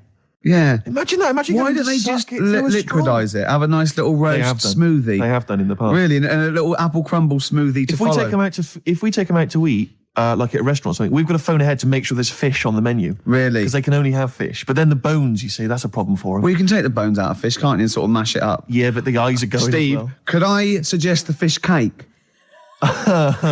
It's already mashed. It's with the potato. It's in a crispy crumb, which doesn't hurt anyone, whether you got teeth or not. Rick, can I Go on. make a little... Yeah. I just want to make it... Because obviously not Yeah. everyone's as fortunate at Christmas, Rick, No, as us. we're What talking about about- the vegetarians? What are they eating? A nut cutlet. What the A hell is lovely nut little nut cutlet. Can't they have like tofu, but in the shape of a turkey? But I love the fact that so often, certainly your Linda McCartney veggie items, they always try to fool you into thinking it's the real thing. Some veggie sausages that they've injected with something so they'll taste like sausages. Yeah. We Eat sort of the like- real thing. I look, you don't really need it that arbitrary shape. If it's, you might as well just have it any shape. What angers me with the you could have any vegetarians, shape, Rick? couldn't ya? What angers me with the vegetarians and the vegans, even worse, is that, look, we're breeding all these animals to be eaten. Yeah. They're going to get slaughtered anyway. Chow down. Come Yeah, on. yeah. Those chickens in those little kind of pens, 4 of them in a little square box. Yeah. I mean, they're sort of crapping eggs out every couple of minutes. Yeah, They're to be eaten. you're not a zoologist, are you? I am not officially. Yeah. No, but I know what I'm talking about. Rick. Yeah, you I've- do. I've seen brochures. Yeah. I've yeah. walked past a farm while on holiday. Excuse me, farmer, could your finest hens crap me some eggs for my tea? No worries. Chicken, crap a little egg for me. Oh, Brilliant. an old Christmas classic. Oh. No, spare a thought for the vegetarians, and worse still, the vegans. Yeah, and what about Travis? What do you think they'll be doing this Christmas? Having a whale of a time. I'll tell you what, Steve, it was an excuse to play the record. Genius. It was a link. It's the Christmas edition of the Ricky Gervais Show with Steve Merchant. Hi. I'm loving it. Yeah, it's good. I'm in the Christmas spirit, actually, I have to Yeah, say. yeah, I do definitely. enjoy it. I do enjoy it. Will you be looking forward to, I know everyone talks about it, Rick, but Christmas telly? I love Christmas telly. Christmas Day telly's got. I get up and Noel's giving out some presents around hospitals and that, and then you might have the number ones of the year from Top of the Pop. Then you might have a little. I don't know. I don't watch the Queen's speech, but you have a little sleep then, don't you? Yeah, Maybe exactly. after a big roast dinner with too many sausages. Yeah. I'm only joking, Mum. Let's have some more. It's true enough. More Yeah. chocolate, please. Yeah. Well, let's not. There's people Crazy. starving in the There world, are so let's people not rub starving it in in. the world. Hopefully they're not listening to the radio. No, probably not. It's been a great show. It has. It's Even almost though I over. say so myself. Yeah, I've enjoyed it. I've enjoyed it. Looking back over the year, Rick, can I looking forward just- to Christmas. Go on. Can I just throw a big thanks out to all the people that have emailed us and phoned in and written to us over And the sent last us 6 months? things. I think Yeah. it's about 4 people who keep doing it. Recycling the same under old junk. different names though. Exactly, but we don't tend to read stuff out, but it is appreciated. It is, and it's often gets into the show whether you know it or not. Exactly, in some way we steal your jokes and pass them off as our own. Nice email from someone there saying there is a tofurkey. A tofurkey, yeah, so a tofu turkey. Yeah. You can buy it in the whole trimmings. See, I made that up. I could have written that down and, well, it had already been done. Yeah. So I said we can't paint in the tofurkey. Sure. So I've embarrassed myself again. Sturgis, are you going to be driving home for Christmas? No, Driving I'm going to home be for here. Christmas. I'm going to be here. God, she's working. He's just the same as me. She's working on Christmas, Sturgis. Oh, yeah, I'm here. Yeah. Someone emailed me the other week saying, will I be voice tracked over What does that Christmas? Well, I'm not quite sure. It's a radio term, apparently. Right, but no, I will be live. Wow. On Christmas Day? Oh, yes, Christmas Day So you evening. can't drink and stuff? Well, not as much as you would have liked. I mean, you're I'll have a always drunk tipple. on air, obviously. yeah, but it's getting to that point. I didn't know she drank till I saw her sober one day, one Yeah. Sunday morning when she came in to do an early show, and she was talking differently. Yeah. She went, the pubs aren't open yet. Exactly. And I realised. It's terrible, isn't it? Well, what should we play now, I don't know, then, I've Steve? kind of felt like we've sort of exhausted ourselves, really. We've run out of stuff to say. Have we? We've made all our observations about Christmas. Yeah. We've taken a sideways glance At the sausage. Yeah, exactly. Oh, another Right, funny look word. at this year's Stuffing. Remember we talked about stuff? Do you remember I think it was 4 links ago. Yeah, sure. No, listen. We're going to call it sausage loving. And we talked about all the different things you have on a plate and that. And we started off with like turkey. And then we went, I'm just trying to remember some of the amusing bloopers that took place over the course of the show. Do you remember when you didn't make it back in time for the link and you were making tea? I was making tea. That was a oh, classic God. What was that one when, I think you said something like, that was a white stripes. He's going to Exactly. say the word wrong or Yeah, something. yeah. Oh, God. If you're one of those people. Oh, this is great. I'll tell you what. I'd like to play a record because I'd like to talk about this link later. Yeah. Should we play a record? Yeah, well, let's look back on it, like, amusingly, like I Love 1980. oh, Let's do that in a God. second. So I'll play a song for the ladies, final one of the year. And it's a song which I did play a long time ago, and it's absolutely beautiful. It's from Nick Cave's album. What was it called again? I think it was called No More Shall We Part. And it's an absolutely magnificent I'm just track. remembering the last time you played it. I know. It was brilliant because you introduced it, and then I think it was Carl Pressed the who button. played it, and we listened to it. Were we playing Buckaroo or eating Curly Whirlies at the time? I can't remember. I was on a space opera. Oh. Nick Cave and the Bad Seeds, Love Letter. Beautiful song. Absolutely beautiful. Well, I'm loving this, but we've got to go soon. Sadly, the clock has beaten us, Rick. But it's the last track that we're going to play this year. Mm-hmm. It's a lovely track. It starts off with a little bit of Jingle Bells at the beginning, a little bit of tribute on the piano. It's Joni Mitchell and The River. Enjoy. We won't be back next week, will we? Or the week after? No, we're back We're on off the for 2 12th. weeks. Yeah. Right, guys, I've got some back timing to do now, Right. so you've got 20 seconds, yeah? Okay.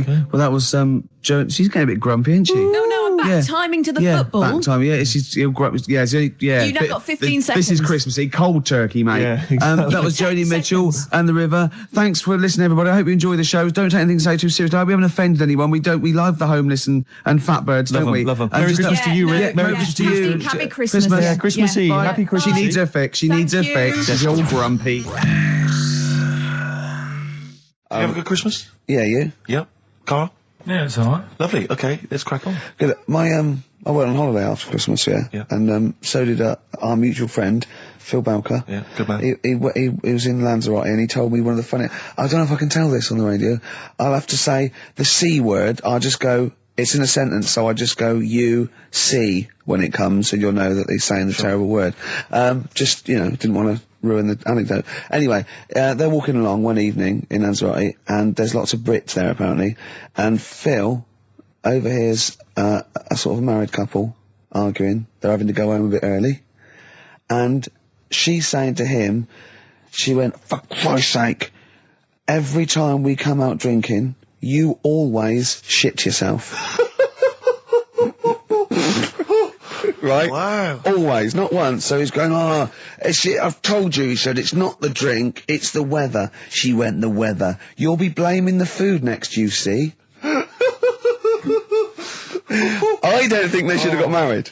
Wow. Or mate, when did you think the shitting yourself started? Must have been after the marriage, because if you're courting, and you go, went out with Derek again, did you last night? Yeah, how was it? The evening was lovely, the meals must be shut himself.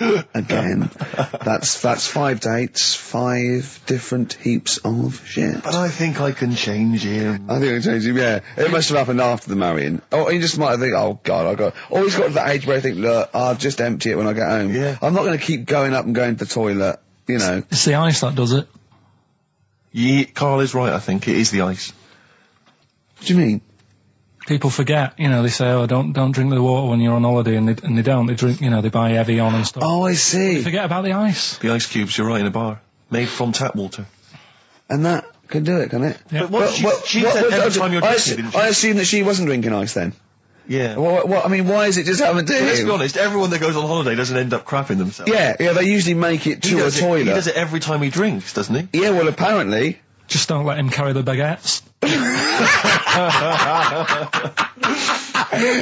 He's good, isn't he? Oh, Carl comes out with something. He does now and again, High doesn't five, he? Carl. That was sweet, man. Yeah, nice one. Yeah, respect you. Ladies and gentlemen, will you please welcome to the stage, The Scaffold. Oh, the scaffold. Do you remember the scaffold, Carl? You picked the lead singer looks a bit like him. But you know whose brother that is in the scaffold, don't you? Mike McGear. Do you know whose brother that is? What? Do you remember the The scaffold? They did, Yeah, I remember we'll the drink to Lily the Pink, And didn't they do that with oh, the Roses human advert as well? Yeah, thank you very much for the entry. Ian. Do you know whose brother that is? Whose brother? The lead singer? No, the Mike McGear in it. Sort of one of the main men in it. He's one of the songwriters in Yeah. No, the I don't. scaffold. Paul McCartney. Is he? Yeah, I didn't realise that. yeah, that's Paul McCartney's brother. Think of that when they go home for Christmas. So I think Lily the Pink was what, about 1970? Yeah. It was number 1, wasn't it? Christmas Yeah, number 1. yeah, big number 1, yeah. I don't know if it was Christmas number 1. Two Little Boys was 1969, last... No, it definitely was number 1. Yeah, but I don't know if it was The scaffold Christmas was. number It was, one. because I remember I did it in Really? Sundays, yeah. Yeah. Oh. So they go home at Christmas and Mrs. McCartney goes, all right, boys, how are you, Paul? How are you doing? "Oh, I'm just starting a new band called Wings." Yeah, "Oh, yeah, so this is Linda." "All right, don't sit down." "Mike, what are you doing?" "Just had a number 1. Brilliant, round of applause." "How many number 1s do you have, Paul?" 19. Still. We know what we like, don't we? We'll drink to Lily the Pink, oh, the human race. Paul goes, "Wow, if you want to." The long and winding... Boring. Oh, We'll oh. drink to Wow. Lily the Pink. Linda, do you want to be in the scaffold? We're probably going to go on tour and stuff. I know you love it. Well, I quite like it. Yeah, we'll drink to Lily the Pink. You're not going to be in Wings if you're going to play with him. Well, I got make a tricky decision. I mean, that's a great song. Everyone's loving it. It's Christmas number 1. What are you doing eating his bacon? Well, I love it. You don't eat bacon? Yeah, but I love the music. He's a great Stop guy. it. What are you doing? Well, I just, I love the music. We'll can't drink believe to Lily the Pink. No. No, you don't. Yesterday, all my troubles seem so... Thank you very much for that. Ain't tree iron. Oh, imagine that, because imagine everyone going, well, you've had 19 number ones. I mean, you know, it can be out time. Yeah, if you stay like this with a scaffold, I'm going to rule the 70s. Yeah, if things that carry on going like they're going now, the scaffold. Ladies and gentlemen, will you please welcome to the stage, Beck. Oh, nice one. Well, I tell you, I'm going to have to use kind of euphemisms here to tell this story, but when I was at school, I learned, the stronger version, it's not the same word, but it's very similar with one letter changed. I'm going to use twit. Yeah. You know the word I'm thinking of? Yeah. But I'm going to use the word twit to replace it, right? And I went round... Do you think that's twat? Yeah. All right. That's what I'm thinking of. And, so can I say it? Am I allowed to say it? No, of course not. It's weird, though, because some people from Cornwall use that like saying twit. So, if people listen in Cornwall... I think a twit is a pregnant goldfish. Well... Well, I learned the stronger version of twit. Yeah. Twat. For those that aren't sure. I learned this in school when I was like 10 or whatever, and I didn't know what it meant. I thought it was just a stronger version of twit. Yeah. I thought it was just if you were really annoyed with someone because they were a real twit. Because I is worse than I. Exactly, apparently. So, Carl would be a twit. And so I started using this at home because I didn't realise what it meant. I started using this at home. Oh, you twit, you're a twit. And saying it to my dad, you're a twit, but not saying twit. Yeah. And my dad didn't know what it meant either. That's great. I couldn't believe. So he started using it as well, right? So then we'd be driving in the car. He'd be saying to my mum, "You stupid twit." Say this to my mum, "You don't pull over. You're going to bum it, you twat." And saying this. Then I learned at school from Mark Johnson what it really meant. Yeah. Stopped using it, obviously finding out it was quite an offensive word. Yeah. I didn't want to bring it up to my dad. I didn't want to sit my dad down and say, "Dad, you know that word we've been saying? Yeah. You know what it means?" So now, to this day, I've never brought it up with him. So we'll be driving, I go home for Christmas, we'll be driving around, he'll be calling my mum that word. Left, right and centre. I think she knows. I think she's just embarrassed. Or she's just upset and she knows what I mean. She goes, "Why does he keep calling me this terrible word?" But he's the only one, I think, in our family who doesn't know what it means. No one's got the guts to say. I don't know whether I should tell him this Christmas. Oh, what a twat. I know. Cool, we've got some great tunes lined up. We're going to play today our favourite singles. It's a favourite tune, some of which didn't quite make it as singles maybe, but tunes of the year, because obviously Christmas very soon and we'll be away for a short time. And I think next week we'll be doing our favourite Christmas songs of all time. Yeah, I'm worried we're not going to fill 2 hours with that. I mean, how many times can you play Shakin' Stevens before... Fairy Tale of New York. Yeah, exactly. I mean, that's the only one, isn't it, really? That's the best one. That's the best Christmas song That one's good, ever. but obviously there's Joni Mitchell's The River. That starts with a kind of Christmassy feel. Beautiful. I don't think if there's anything else. Not a great deal. The Waitresses, Christmas Wrapping. Is that one? Is that brilliant? Mine. Is that good? Yeah. So This Is Christmas, John Lennon. Paul McCartney came out with Simply Having a Wonderful Christmas Time. Christmas time, yeah, exactly. Yeah, but so John's was Happy Christmas War is over. Yeah. Of course it wasn't, but hey, but I mean, at least he wanted No, to be. he was dreaming of it. He was dreaming of it. Yeah. Bless him. And to show how much he hated John Lennon's dead as well. I don't know if anyone's... Yeah, no, they do. That's just another bit of rock and roll I trivia. like John's protest against war. He stayed in bed for a week. Yeah. I've been doing that. I've been protesting against war for ages. Yeah. I'm eating hamburgers absolutely. against war. Absolutely. I just go into Burger King on the way here. I went into the counter. But of course, that's not product placement there. And there's a number of other burger joints that people may wish to go to if I they often go to choose. McDonald's. Yeah, I often go to McDonald's. But I went into Burger King because it's close. It's convenient, but then often McDonald's will be convenient. Convenient. McDonald's is just convenient. Depends where you are. Just as convenient depending where you are. And I said, can I have a cheeseburger and small fries? Take away, please. And he recognised me. He went, "Oh, I've seen you on telly enough, won't you?" He went, "There's your meal." So I went, "Thanks." He winked and went, "I'll put large fries in." Brilliant. So that's so it's paying off at last. True genius is being rewarded but by I'm just intrigued the burger to know, joints. because I mean, there's been a couple of times where I've been with you, and we've gone in a restaurant and someone's given you a free meal or whatever. And it's the way that it's like you don't ask for it; it's just kind of offered. But I don't know what they're expecting in return. Nothing. I mean, do they think that you'll go away and you'll always think fondly of Chad who works in Burger King? I just think they think, oh, I don't know. They make. I'm going to give him a little treat. Yeah. I know, I don't like it, but then I'm always grateful, and I never... Yeah. But the thing is, I'm slightly embarrassed. Did anyone around you hear what had happened? No. Because I imagine the resentment, just the whole room turning on you. No, they didn't. I had to go around telling them. I went, I said, "Excuse me, did you hear that?" He goes, "No, he just gave me the free thing because I'm on the telly." And I went, "I don't recognise." I went, "You don't recognise me?" I'm terrified now that that someone could be listening at Burger King HQ. I'm assuming this is an unorthodox procedure. And that little fella's got fired. But they know it's Leicester Square now because I just mentioned it, so they know which Burger King it is. Oh my God. I don't know. What was his name? Ralph Littleton. He had a name badge. Yeah. Number 342. Well, I just hope Littleton doesn't get in trouble. So, what are we going to play That could be a first? sad Christmas for him. He's probably keeping his whole family afloat. Bit of Springsteen. Well, tunes of the year. I mean, I know people dismiss Springsteen, but as I say, the gig I went to see earlier in the year, I made it. Sturgis couldn't believe we were going to play Springsteen. Brilliant. I just think, leave aside what you think is cool and trendy and the fact that he's older now or Really? whatever else. Really? Just leave all that behind and just listen to the tunes because, he remains a great musician. Lonesome Day? Lonesome Day is the current single and it's the first track on the album. And, Free chips. absolutely. Is it true? We're talking about when his dad said that, and then you told me something that I find amazing. Oh, the thing is, it's Christmas. Obviously, I've got to go back to Bristol. I love seeing my family.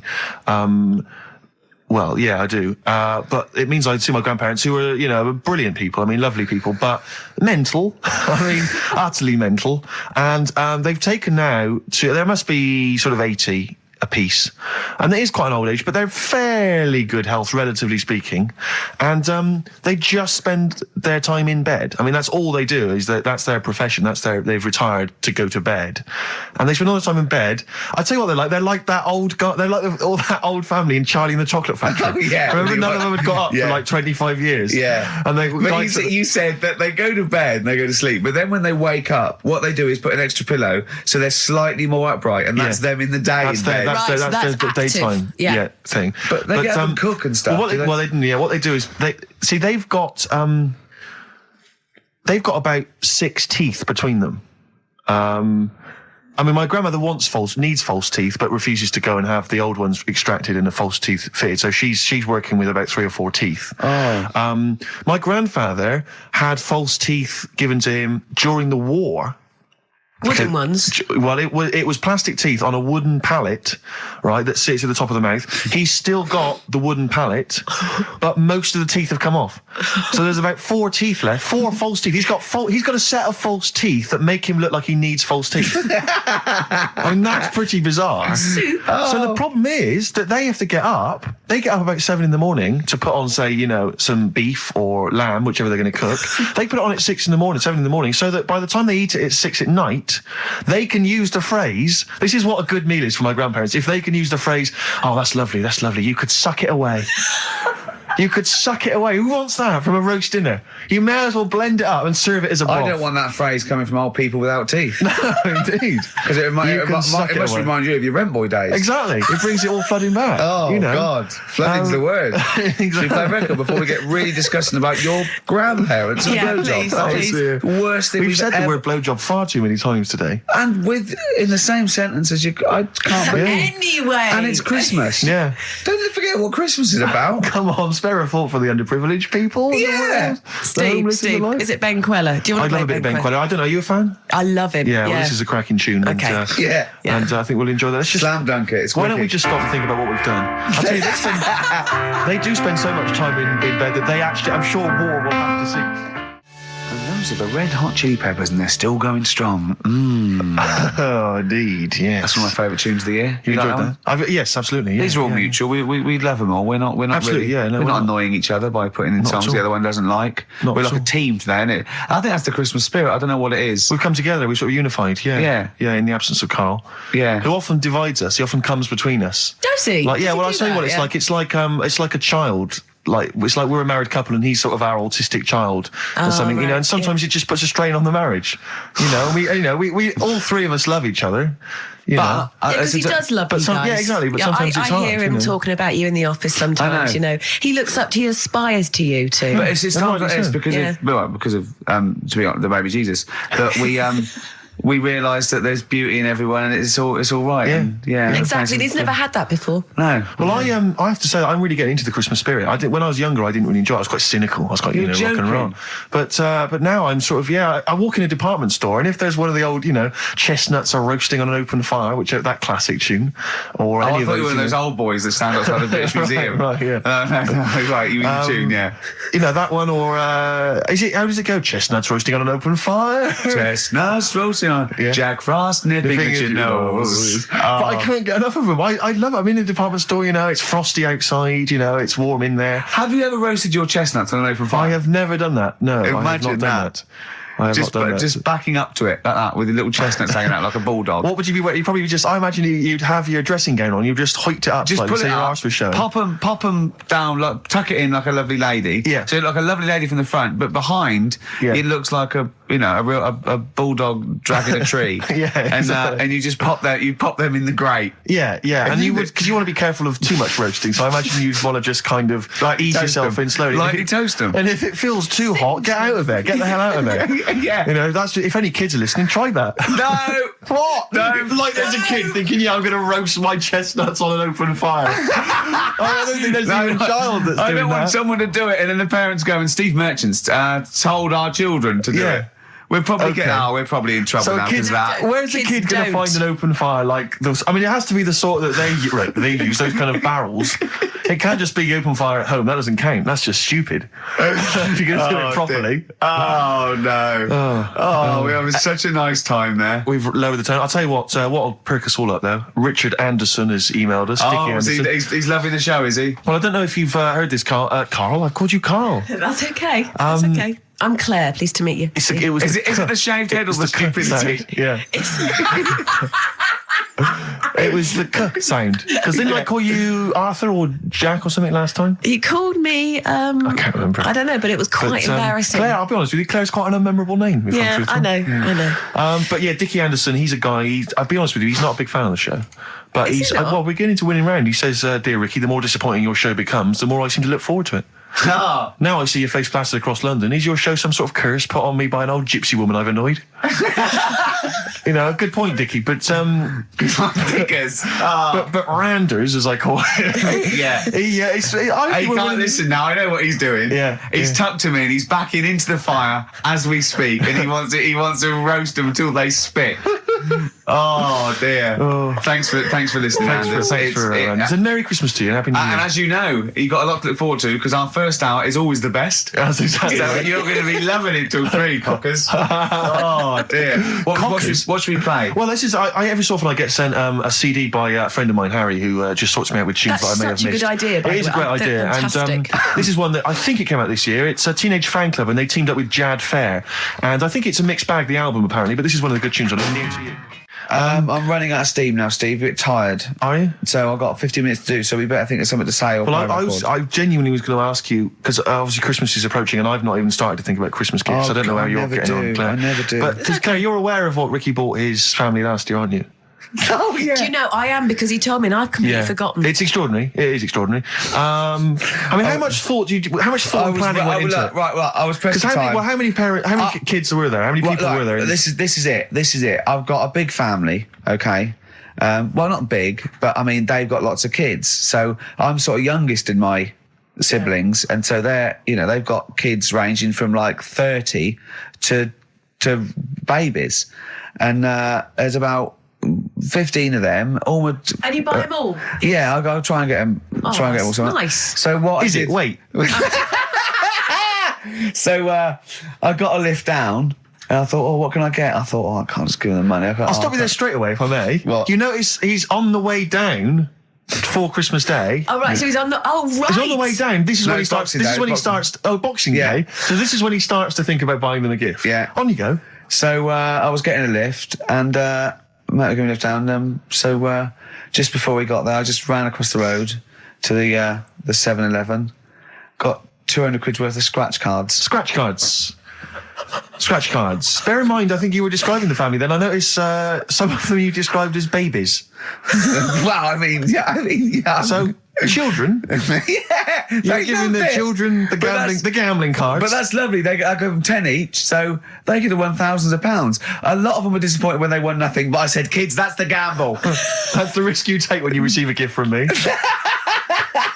But the great thing about getting Some of them won. Some of them were laughing. But the great thing about getting kids hooked on gambling as a Christmas gift is it's the gift that keeps on giving. Yes, it is. Yeah. And Throughout your adult life. It gives Yeah. and it takes. Exactly, So it's fair. yeah. I don't hand them to children. I hand them to the parents. Right, what they could chose to do them They could with them. distribute them as they wanted. Sure.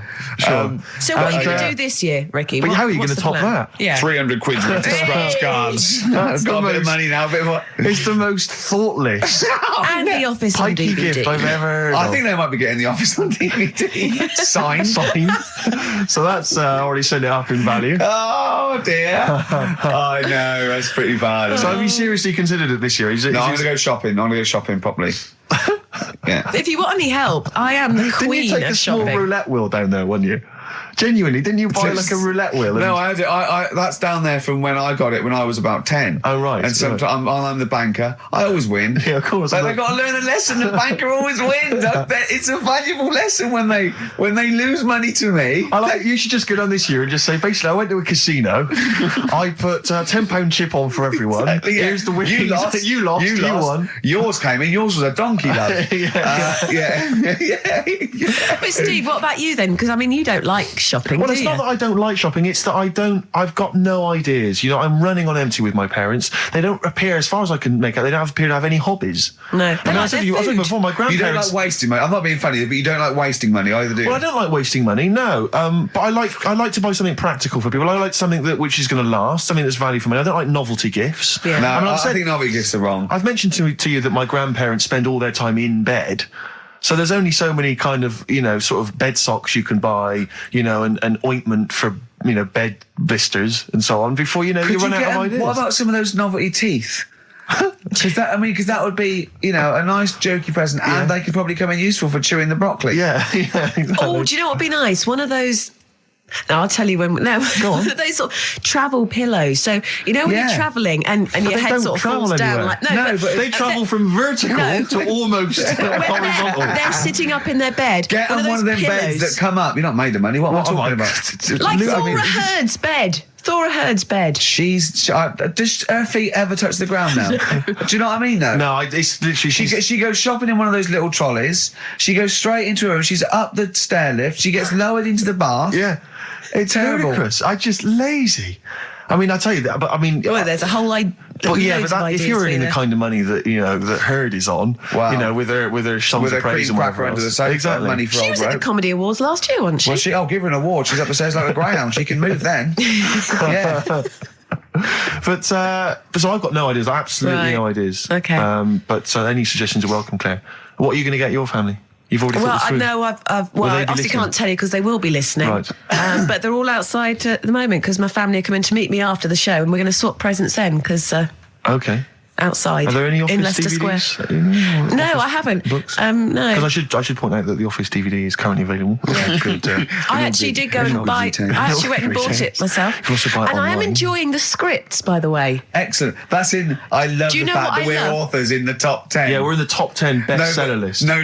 But to be fair, we're at number 7 in the paperback non-fiction. Now I don't understand how that can be non-fiction. Yeah. Because it's the transcript from a made-up Yeah, television it's not a real show. documentary. Exactly, yeah. But we're beating these poor people. But we're officially best-selling authors, I think that's fantastic. which is excellent. Which is My very favourite good. bits are the emails at the start. I like Well, I mean, them. a lot of people don't know what you're talking about, Claire, but of course, if they pop down to Waterstones or Books and Kettle, they can sort themselves out there. With a copy of it. Oh, dear. Nice. I like your style. Can we have some more music now? Let's yeah? have, what we're playing? So Streets, maybe? I mean, Streets, Streets is yeah. obviously one of the Brilliant. albums of the year, and this Best is one of the album of the cracking- year. This is Week Becoming Heroes. I think the last single, and Dynamite it is too. Eric Sermon, and what's the tune called there? It's called React. Yeah, it's got React, from his yeah. debut. No, not his fourth solo album. Not bad, actually. not bad, Yeah, not it's good. bad. I'm enjoying the tunes, Steve. No, absolutely. I'm enjoying We've the been chat. keep- I'm enjoying the tunes. Always been keeping it real. I'm enjoying the penultimate show before Christmas. Last message from Anders, I suspect, Anders. for the day. He says, I've just roasted my chestnuts over an open fire. It's a lot more enjoyable than listening to your show. He's Pretty snappy, he's Anders. Yeah, He keeps them yeah. coming, It's a shame that, that we sort of couldn't sort of maybe meet up with him and try and persuade him that, he should come over to our side rather than, Come over to the side. Exactly. To be on Yeah, our come side. over to this side. I think we've got him though, because Do you think so? Yeah, apparently they did this survey in America. People who loved Howard Stern listened to an average of like an hour and a half a week, and people who hated him listened 2.5 hours a week. Yeah, exactly. So I think he's probably more faithful a listener Yes. than some of the people that quite like us. Exactly. Yeah. You know what I mean? He's got to listen. I'm the same with some people. I've got to listen to things that I just think are awful. I can't. It's compulsive viewing. So, I don't care if people listen to us because they hate us or like us. No, indeed, as long as they're listening. I was on the As long as they're spending money on the other advertisers. day. Yeah. Rick, my mother always used to say to me that you should write and thank your aunties and so on for their gifts. Yeah. And I feel like we should take a moment out just to thank all the people that have emailed or written into us during the year, because we're very lazy men and we never reply. Well, really. I never look. You never look at You emails. read them and I go anything for I me and you reply go. very occasionally if I You're think like it's my worth it. secretary when it comes. You protect me from like people who The insults and so on. Yeah. Are there any insults? Are there? Oh, there's plenty. There's plenty. Yeah, Right. yeah. Do you have to protect him, really? Oh, God, yeah. There's lots of Well, things I don't tell him. that's Lots a of shame, things I keep Very nice. from him. It's not very nice. Yeah. I thought I was right. Well, he's just not as popular as he thinks he is. Oh. He thinks that when he's like dancing around and making funny faces and squawking and making noises and No, stuff he when we're hasn't done filming, it. he thinks He that everyone hasn't thinks done that's it in the enjoyable. Yeah. Some So of what people think I'm quite an annoying little prat, do they? that's not the word they use, but you're near enough Really? there. Yeah. Yeah, they didn't say Pratt, but you're on the right lines. Okay. For instance, we got an email here from Graham. He says, please stop the chat and let's hear some more great ads, as I'm still not sure what mobile phone I should get the wife for Christmas. Carl will be back next week for our kind of Christmas bonanza. I say that, we've got nothing planned. There's no reason why it should be a bonanza. That'd be nice, yeah. But we'll dear. play some Christmas tunes, and no doubt Carl will have some kind of festive game for us, maybe, or a festive, some festive trivia. So, yeah, we've had Oasis Streets, we've had U2, we've had some cracking tunes. Can we get away with playing Nelly? Hot in here? I Yeah. think it's a cracking tune. I really do. I just think, again, I'm not interested in what genre you think it fits into, or whether you think it's cool, or because kids like it, you're not supposed to like it. Let's- It's a good tune, Well, and I think we leave should it try. here. I'll We should try and stick stick it it in. on. But before that, Rick, can I just Go play on. one track? We did play it Go on. much earlier in the What? year. What? It's from that album, Son of Evil Reindeer, by a band called The Reindeer Section, and this is a cracking little tune. I yeah. just think it's beautiful and nice to hear it. Oh, beautiful, marry it then. Oh, Nice, isn't it? Very yeah. Christmassy. It makes me beautiful. want to wish everyone a happy Christmas. Indeed. You know what Well, I mean? yeah, do it. No. No, okay. That's called Grand Parade from the album Son of Evil Reindeer by the Reindeer Section. It's a nice tune. It's one of my Thanks for favourites of the the year. tea, by the way, Not Steve. at all. It's No, very nice. that's my pleasure. It's my pleasure. Claire, just big highlights of the year for you as a final roundup. Sort of things Highlights have you of the enjoyed this year? year? I mean, musically maybe, or maybe stuff you've Musically, I've enjoyed that band, The Music, Okay, and The Rapture. sure. And the Electric Six. Remember last time I sat in for Carl, we played Danger High Voltage. Yeah. For one of the first That times. was the first time I'd heard it, you And, played and now that, yeah. we're playing it every Really? hour. Yeah, because you're sort of a pioneer, aren't you, musically on XFM? You're one Well, of the people I who keeps it remember pretty raw. the here, early pretty days of cutting edge. Idlewild. Ricky, do you remember the early days of Idlewild? I'll take All that those back years as ago? well. Teasing you about them playing the I Pinder know. and Wakefield stuff. That latest single I love, and Yeah. the video's great as well. Yeah. I'm a big fan of Idlewild I knew now. you'd No, like great, it. Come around in the brilliant. end. Yeah. Yeah. So yeah, it's been a good year. I haven't been out to many gigs, obviously, Sure. because I do the evening show. Yeah, But all yeah. the sessions, which I'm doing the best of next week. Quick plug for the show next week. Yeah. Best of the sessions. So yeah, it's Low been a good year. points. Low points. What do you? Low points. Do you know what mine are? What? Poverty and war and everything. Oh, I Yeah, always well, hate it. obviously, I yeah, always that. hate it. No, you Yeah, didn't say yeah, that. yeah. No, you were going to say. I was going to say. No, you were going to say the streets or something, and and you didn't care about Yeah. the people dying. So don't Yeah. try and do I'm it now. thinking Steve. specifically You're of- nasty. You like that. You like poverty. Oh, you like poverty and starvation. Play a record. That's player. Do you interesting. embarrass yourself? That's interesting. What a Near Christmas horrible- time. What a horrible. You hope kids go lame? Evil. That's terrible. That's a terrible thing. Nelly, hot in Cheeky here. little bit of Nelly there on Oh, we XFM snuck in Nelly. 104.9. We But, don't care. it's a great Springsteen and tune. Nelly. You It's a don't great get that tune. on XFM, do you? No. Usually. No, indeed. We don't live by the rules, Stu. Absolutely. As I was listening to you then talk, You got bored? No. It reminded me of an email that someone sent in saying that they listen online, Yeah. but because of however slow their computer is or whatever, it kind of stutters all the way through. You've got to point out that is the way I No, talk. but they said it only happens when you talk. And I think they correctly identified that it's not the computer at fault. Well, that's why You I wasn't do worried sound about like doing this someone- boxing match, because I've definitely lost my looks and I already slur. Yes. So there was really no danger of any damage. No, exactly. Yeah, you do sound punch drunk constantly. Exactly, That's yeah. just part of your charm. Well, listen, that's been a lovely 2 hours for me. I've enjoyed it. I Yeah. hope the listeners have enjoyed it. I hope you've enjoyed it. I hope Sturgis has enjoyed it. I've enjoyed it, yeah. Well, I didn't really care if you enjoyed it. Don't butt in when I'm talking to Steve. You know, you won't You're here do to it press again. the buttons, do you? Yeah. But we're going to play now a Christmas song for the lovely Christmas ladies. I don't say it's so much Christmassy, but it's one of the tunes I heard this Well, year that really try to tie it stuck into a out for me. festive thing, so- Well, you're a fool. You've embarrassed yourself. Yeah. You just showed up that there's no planning. This is it was given away on a free CD on the cover of a magazine. I just think it's brilliant. It's a Lamb Chop, who are an excellent band always, doing a cover of an obscure Rolling Stones tune And I'll called say what, a Backstreet bloody Girls. good meal as well. That's true enough. So we'll leave them with this. It's Backstreet Girl, Lamb Chop, and see you next week for our final Lamb festive chop. show. Yeah, thanks very much. Embarrassing. It's something embarrassing. Thank you. That was the Christmas song. Remember them dissing all over the place as usual? Absolutely. Dissing all his mum and everyone. It's a little At bit Christmas. of cussing in there, which they Yeah. bleeped out, thankfully. Carl's in a bad mood already. He's been in about 3 minutes and he's in a bad mood, getting stressed. If you can't hack it, leave. What's the matter with you? No, I'm just saying. I was meant to enjoy last Saturday off and I didn't. Why not? Why is that our fault? Because you weren't here. Just because, I don't know, but... Are you not in the Christmas spirit? Why didn't you enjoy last Saturday? What did you do? I went all the way back up north again, right? Because it was Suzanne's dad's birthday, right? I was busy last week, didn't have time to get him a present or anything. Didn't have time to give him. So I got to Euston Station, bought a card for him, which was a Christmas card, so he wasn't happy because he was saying it's my birthday, and I said, well, I won't be seeing you again. So I've got a joint card, and then we went out. Did you get him a present? Well, no, because we went out on Saturday night for something to eat at this pub that he likes. It was a nice steak and onion rings, right? lovely. So he should have been Classy. happy anyway. Yeah. But What, you paid for it? no. But you should have been happy anyway. Suzanne paid for that because it is her dad, right, not mine. So I said, all right, what can I do? I said to her. So she said, just buy a few drinks or something. Anyway, I didn't get around to getting drinks. 'cause we didn't Can't say that believe long. it. No, Can't believe it. round to getting the right, so I Right. said, right, I'll pay for the cab, right? Oh, what a lovely Christmas gift that is. Yeah, So £2.50. I paid, no, it was like in £3 Manchester there, it is. £3 back. So £6 you spent on him. Well, no, I spent more. You see, that's what he said. He You said, get the oh, Bolton and back, can't he you, said, for that? he said, oh, you spent on me £6 for my birthday. I said, no, I haven't, because I gave the taxi driver a tip. I'm a little bit worried about his attitude as well. Because even if, I mean, that is a stingy present, but you don't say... Well, I mean, let's be honest, that's the worst Christmas gift ever, because, I mean, you're pretty bad, like we discussed in the past, but at least you spend a bit of money. Yeah. It's just thoughtless. Yeah. This is nothing. I You know. haven't given him any time. I mean, I would... And I knew my demographic. They loved it, my yeah, family. yeah, the they couldn't scratch believe their luck. You know. Well, a tenner. You spent a tenner on him. Well, the cab fare was £6. But the thing is, I don't think he's saying that. I think it's the fact that this is like, you know, frittering away and over it's their life. kind of thoughtless, isn't He would it? have loved to, I'm sure he would have been appreciative of a lovely £10 gift that you cared about and bought. A book he probably likes, Fly Fishing, doesn't he, by J.R. Hartley. If you'd have bought that, he'd have gone, that's what I was looking for. Or what I was looking for, Carl. Bloody hell, Carl, you little bald twat. That's just what I wanted.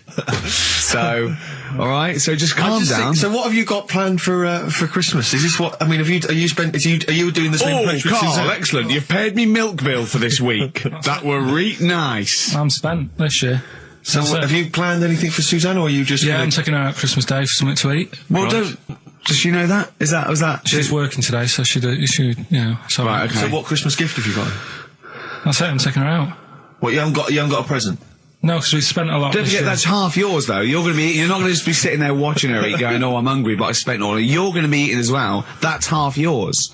So she's got nothing to unwrap. He's like a cat who's been hit. She's got nothing to unwrap.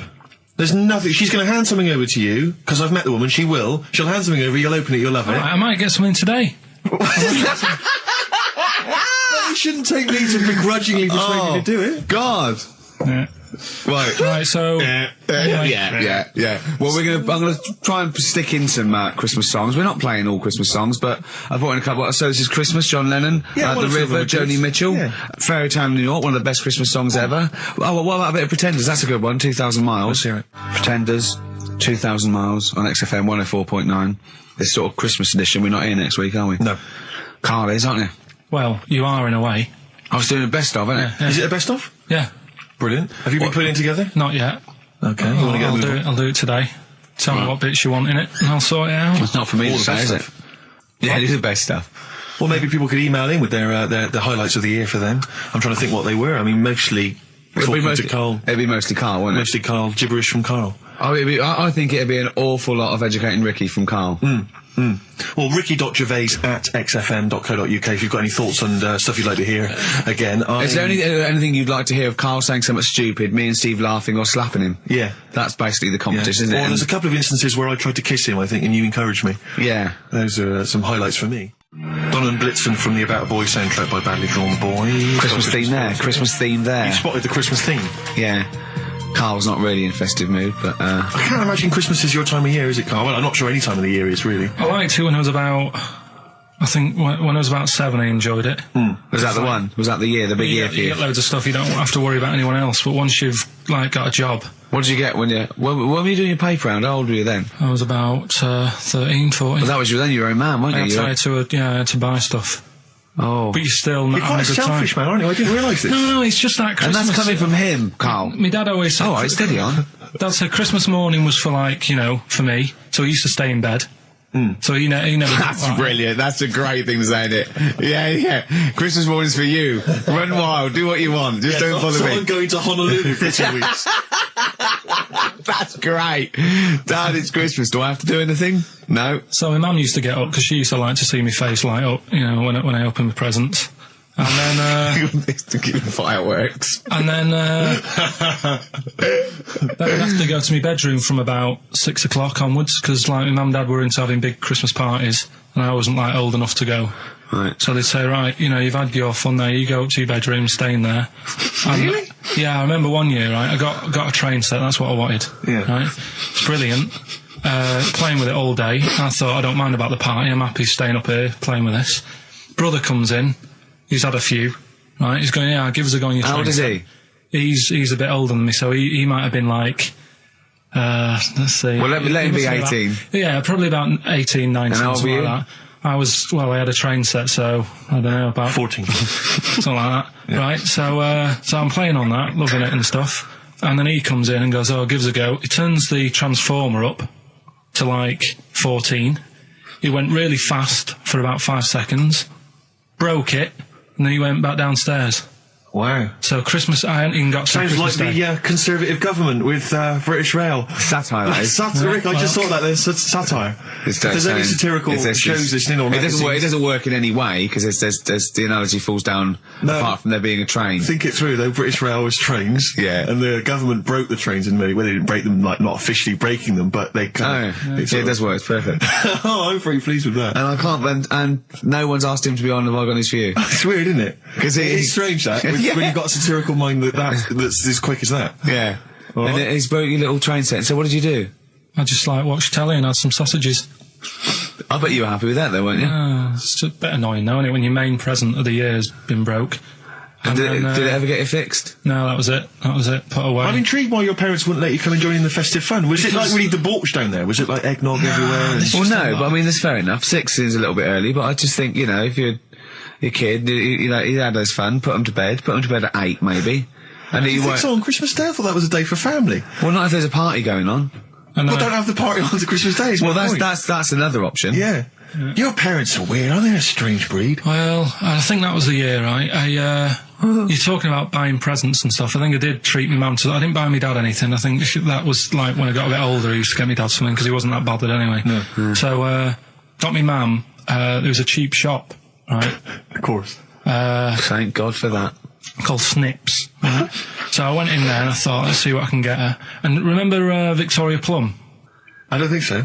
Well, it's like a fairy character. Right. Right? I mean, Mum's into gnomes and stuff, right? So I thought, right. She must be pleased with you then. Victoria Plum. I was thinking, is that one of the neighbours? Is it like a brandy Do you liqueur? remember Victoria Plum? Victoria Plum. Victoria Plum, yeah, it's like a little fictional sort of character, right? Okay. So I saw it, I thought, yeah, she'll love that, right? So I did my paper round, saved up for 2 weeks, right? Oh. Got that sorted, went to Snips, bought the Victoria Plum. Next day, I'm in town with her, right? So I think, I know what I'll do. I said, come in here a minute, right? So we go in and we're looking around and I tested her, right? I went, look at that there. That's all right, isn't it? And she goes, oh, it's bloody awful. Oh, Carl. Oh, Carl. Oh, God. So then Christmas Day comes. I said, don't bother opening it. She said, no, why? I said, Oh, "Don't bother." no. Why did you still give it to her? So, well, it was too late. I'd already bought it. Oh, Carl. So she opened it, and I was like, and she said, oh, that's nice. I said, why are you saying that? I said, the other day, you said it was bloody awful. She said, oh, no, I thought you were pointing at something else. Oh, no. So that's why I don't get anyone anything anymore. Oh, God. Play record. Oh, God. Oh. That's good, isn't it? Not bad. Gold Rush. Let you down. I'm actually quite affected by Carl's Victoria Plum scenario. Just the fact that, like, that eagerness. He wants to make sure it's a great present. He's saved up his paper round. He thinks it's like a gnome, but modern. I'm worried that you're using it as an excuse now, and that's why you're not buying anyone any gifts, because you had your fingers burned once. I mean, you were 6, 7 years old. To be fair. No, you weren't. You were about 13, weren't you, if you're doing your paper round? Yeah, I must have been, 11 or 12 then. All right. Yeah, so I'd saved up. Oh, no, I'm not using it as a thing. It's just that... What did you get your mum this year? I've sent them some money so they can get a passport. So they can get a passport? What do you mean, where are they? Immigrants? Are they trapped somewhere? Well, they're in a holding bay somewhere in Dover. Yeah, I got What a do you friend mean? who's a truck driver who's going to sneak them across. What do you mean? So they can buy a passport. What do they do? Sell it when they were a bit down in their luck? No, they haven't got that much money, right? They've never been abroad, and the mate said they might take them next year, and they said, oh, we haven't got a passport, so You've I got thought... to buy a passport, have you? Isn't that your God-given right as an Englishman? No, you've got to pay for them. They're 30 quid each, so you better add to, otherwise they're conning me. Right. They So said you it's sent them 30 60 You don't quid? get born with a passport. Of course You sent them don't. 60 quid in an envelope, have you? Well, check. Right. I love that. He'll be watching telly and France will come on and he'll go, oh, what do you think of that? She goes, it looks bloody awful. Yeah, Don't open it. no. Don't open it. Yeah. Don't open it. So you've not paid for a holiday for them. You've No, I've you've just given sorted them- out the... Well, it's the better prize, isn't it? Because they can't go anywhere without it. Well, the passport keeps on giving. Yeah, It's perfect. so- 10 years. That is, yeah. So, but no, I never used to. I mean, I can't think of other things. I used to get me dad once I started getting him stuff. It used to be a dressing gown, and then. But as an extra surprise, I used to put like a cigar in the pocket, so he'd think that was it. Yeah. Then he'd put it on and put his hand in the pocket. Right, and then he what's just this? hit you because he thought you'd nicked it.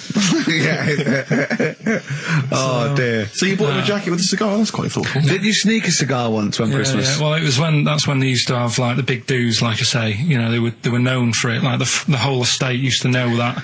You know, we were having a party. Yeah. So, So they'd all come round. So they all come round and You know. just have food and drink and that. Pocket the, I can't imagine. I cannot imagine how unpleasant that must have been. Awful. And you locked in your bedroom with a broken train set. Yeah, crying. And looking at Victoria Plum, whatever that was. In the bin. Oh, in the bin, yeah. And hear a mum saying, and he got me this. Got me Isn't this piece shit? of rubbish. You could hear him just throwing it against the wall and laughing. And all the neighbours laughing. And you'd come down just be in pieces with loads of spit on it. Just loads of scratched gob out on the it. eyes. And all the Polaroids of them just like laughing at Yeah, him, pointing. stamping on it. All right. Well, that's brought it all flooding back. But no, I used to get up in the morning and then like they'd still sort of all be there asleep on the floor and on the sofa. And Oh, that's awful. Carl. That's terrible. Christmas is surely the one day a year which is a family thing. It's for the kids. They're the ones no, that that was Boxing Day. Well, I know. Oh, that's all right. It's not as exciting. It's over. Yeah. Back on the bike. Christmas is over. All right. Who's going to pay for this? What, me? Yes, Carl. You're doing 2 rounds today. Yeah, what's your paper round supporting the entire family? Yeah. No, so I used to get up and like go downstairs and they'd be asleep, so I'd be mooching about trying to find like another present that's still working. I love the idea that these people from the estate had like squashed his presents. So I found a cigar that had been sort of lit up and then put out. So I thought, I'll have a go at that. I went outside and had a go, and that's the last time I smoked. Right. I tried it. I thought, I don't like that. I love the fact that he does everything once. Yeah. In his life, it's a line of, I've done everything once. I don't need to do it again. Oh, dear. You know, I said in the past to you, Rick, that my grandparents, so I love them dearly, but it's like, for the last 30 years, they've been waiting to die. I know, It's yeah. like they just sort of, it's like, you know, the novelty wore off of life. Life in the 50s. Yeah, they got kind of bored of it. Life, in the 40s, it was brilliant. All sat around the old Joannas, the bombs Yeah. fell, singing. They loved that. The 50s, you know, that was great as well, because that was the post-war years. It was, you know, it was a bit tight in the pocket, but it was alright. Everyone pulled together. Then the 60s came along, all the crazy music, the funny hair. Let's stay in bed. Exactly. They basically stayed in bed. And it was one Christmas when my grandmother said to my dad, what do you like for Christmas? What do you fancy for Christmas? And this must have been, well, I don't know, 20 years ago. She said, what do you fancy for Christmas, Ron? And he went, well, you know, I could do with a nice big kind of warm winter overcoat. She said, don't worry about that. She said, don't worry about that, because your father will be dead soon. It's what you can have his. Meaning my granddad. Well, to be honest with you, my father's still waiting. Which is good news. Good news for my grandfather. Less good news for my dad. Freezing. He's freezing. He's freezing. He finds out, how is he today? He's fine. You go, okay. Oh, I'm freezing. It's such a weird mindset, that. I think it's that, to me, is what sums up people from that older generation, the 40s and 50s. And it seems to me that you've got that kind of mindset. It's like you were born in the 30s. And whenever you talk of your childhood, it's like you had like a baked potato to take to school. And a hoop and a stick as a Christmas gift. Teenage Fan Club from the XFM Christmas album, and that's Christmas Eve. Their guitar sounds are just brilliant. They're just always so nice. All right, Carl, would you like that? Would you like Teenage Fan Club? Yeah, they're good. Carl, I feel like you've never kind of enjoyed the wonder of Christmas. I can't ever get the sense, maybe except when you were very, very young, you know, that kind of bright-eyed, you know, thinking of Santa, you know, kind of landing on the roof and coming down the chimney and drinking the sherry or whatever. So I like the idea of it, right? Sure. The sort of, you know, I used to get a couple of annuals every year, you know. Yeah, so did I, yeah. And I was allowed to open one on Christmas Eve. Oh, that's brilliant. So they could throw it on the fire. I think it is so Have a quick skim through, do the word search right. Yeah. I think so that's like a cigar off the cooker. Oh. Well, anyway, listen, a good friend of ours, Ross Noble, the comedian, brilliant, he gave me this picture, Carl, which he's got from a magazine. He loves you. He And I have thinks to say, I think this... I just looked at it then.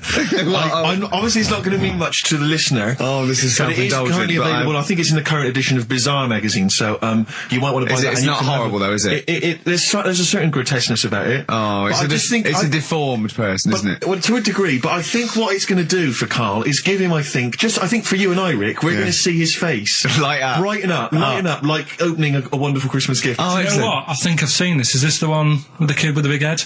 I'll be honest with you, Carl, it is. Have you seen it already? Yeah. Let me just show it to you again so you can kind of light it again. I haven't seen it. It's like... yeah. We shouldn't be laughing at that. No, but that is like the kid who I went to school with. That is the same. That can't be the So same. do you recognise him? Seriously, that is the same thing he had. I mean, I have to say, it does look like it's been computer generated. It's so odd. Yeah. But look at the child's face. I know. Look at his Well, reaction. Don't take another photo of me. I'm not sure this is right. Well, the thing is, right, you were just saying about what are you, about Christmas. That's the funny thing, right, because in our house there's no one who's religious, right? No. My dad got annoyed when I went to church that day. He was like, what are you doing that for? Of course. I went to see a gig in Liverpool. Remember the band The Christians? Yeah. He thought I'd join some club. Yeah. I said, I've been to see The Christians. He was saying to me, man, what's he doing going out with them? Yeah. And then the other thing is, because I'm not christened or anything, my mum used to say to me, don't tell anyone that, because there's witches and stuff. I want to go back and see his upbringing. I just want to go back and see him at 7. One day in the life of Carl, age 7. Just to have 3 ghosts visiting tonight. And take him back through time. But we could go with him. We can be some of the ghosts. Yeah, the ghosts of Christmas past. Oh, remember this? That's incredible. Because there's witches. Don't tell what. Just say she thought. So she wasn't Christian, but she thought maybe someone could take your soul because you weren't christened. It's like there's cults and that, isn't there? And if they find out you're not christened, then right. I don't think they care. I don't think a lot of cults care. Well, but what can they do if you're not Christian? I don't know. I just said all right because then through that time there must have been a time when. But hold on, now they know. Yeah, but I'm older now, so I'm all right. She used to worry about me playing out on the street. Oh, she was worried about when you were naive and stupid and easily led. Well, yeah. No, good point. No, you're right now, yeah. So, yeah, good. Rockbusters. Rockbusters. Well, tell the prizes, Steve. Yeah, Tell we them have got Christmas some, gifts. This is Christmas gifts. I don't know if you'll receive them in time to actually pass them off as gifts. I wonder to if your I friends can and tell family. that Ross Noble story that he told us. I don't know. We'll have to discuss that when the record's playing. Okay, all right. Okay, so you heard a track from it just then. This is the XFM Christmas album. I think that's been knocking around here in the office for years, hasn't it, Carl? Or is it new this year? It was brought out about 2 years ago, Okay. but Christmas songs are Christmas songs, timeless, songs. aren't Yeah, they? it's not bad. There's Scott bands on there like the Dandy Warhols, the Webb Brothers are on there, Drugstore, Bell and Sebastian, Flaming Lips, all sorts. So we've got that to give away. We've also got this Smashing Pumpkins compilation, which we seem that seems to be knocking around for weeks. Another one of those 50 years of the greatest hit singles. I don't know, Culture Club's on there, Queen, I've obviously, just Lennon. seen the cult film. Yeah, the cult film will come back to you shortly. This, I think, is one of the most exciting gifts. If you have a video player and you want to get trim, then surely Big Brother 3 champion Kate Lawler and her cardio combat video, in which I think she uses kind of, I don't know, military kickboxing training to get you trim and taut and looking as good as her.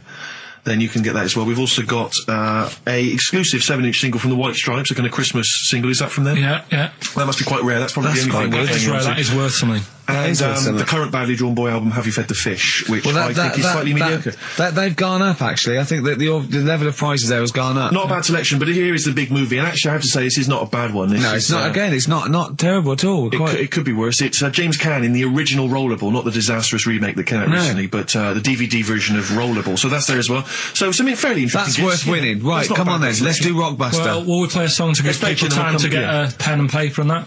Yeah. So we're doing it next. Yeah. Vines was Jackson on XFM 104.9. Ricky Gervais with me, Steve Merchant, and Karl Pilkington, the man of the moment, with his Rockbusters coming your way with all those great prizes. Yeah. Right, we're doing it now? Yes, sir. I noticed Heat magazine sort of put a bit of a spanner in the works. Why? Because they were saying, maybe it'll be a Christmas edition of Rockbusters. And I'd already sorted them out. I wouldn't worry, Carl. Well, what I've done, I've cleverly tweaked them to make them Christmassy. So the Christmas bit in it has got nothing to do with it whatsoever, but I just thought... So you mean the clues have a Christmas element? Well, yeah. But it's nothing to do with the answer. It's nothing to do with the answer. Right. So why don't you just ask the normal ones and I'll ring a bell. I'll shake some bells. Well, it's the equivalent of that, but in sort of speech. Right. Brilliant. So the first one, there's a load of letters there asking for advice. Put them on Claire's desk. And have a good Christmas.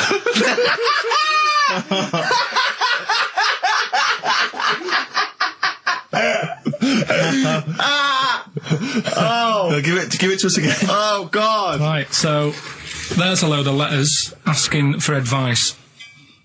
Put them on Claire's desk. And have a good Christmas. Right, but bear in mind, people, that the Christmas element may not be relevant to No, these that's got clues. nothing to do with it. I don't want to... Okay. And the initial letter is F, right? That's F. All right. Right, the second one. Ask your mum if you should, after you've wrapped the presents. Right, so Ask your man if you should. ask your mum if you should, after you've wrapped the presents. That's S. Yes. S. All right. All right. Okay.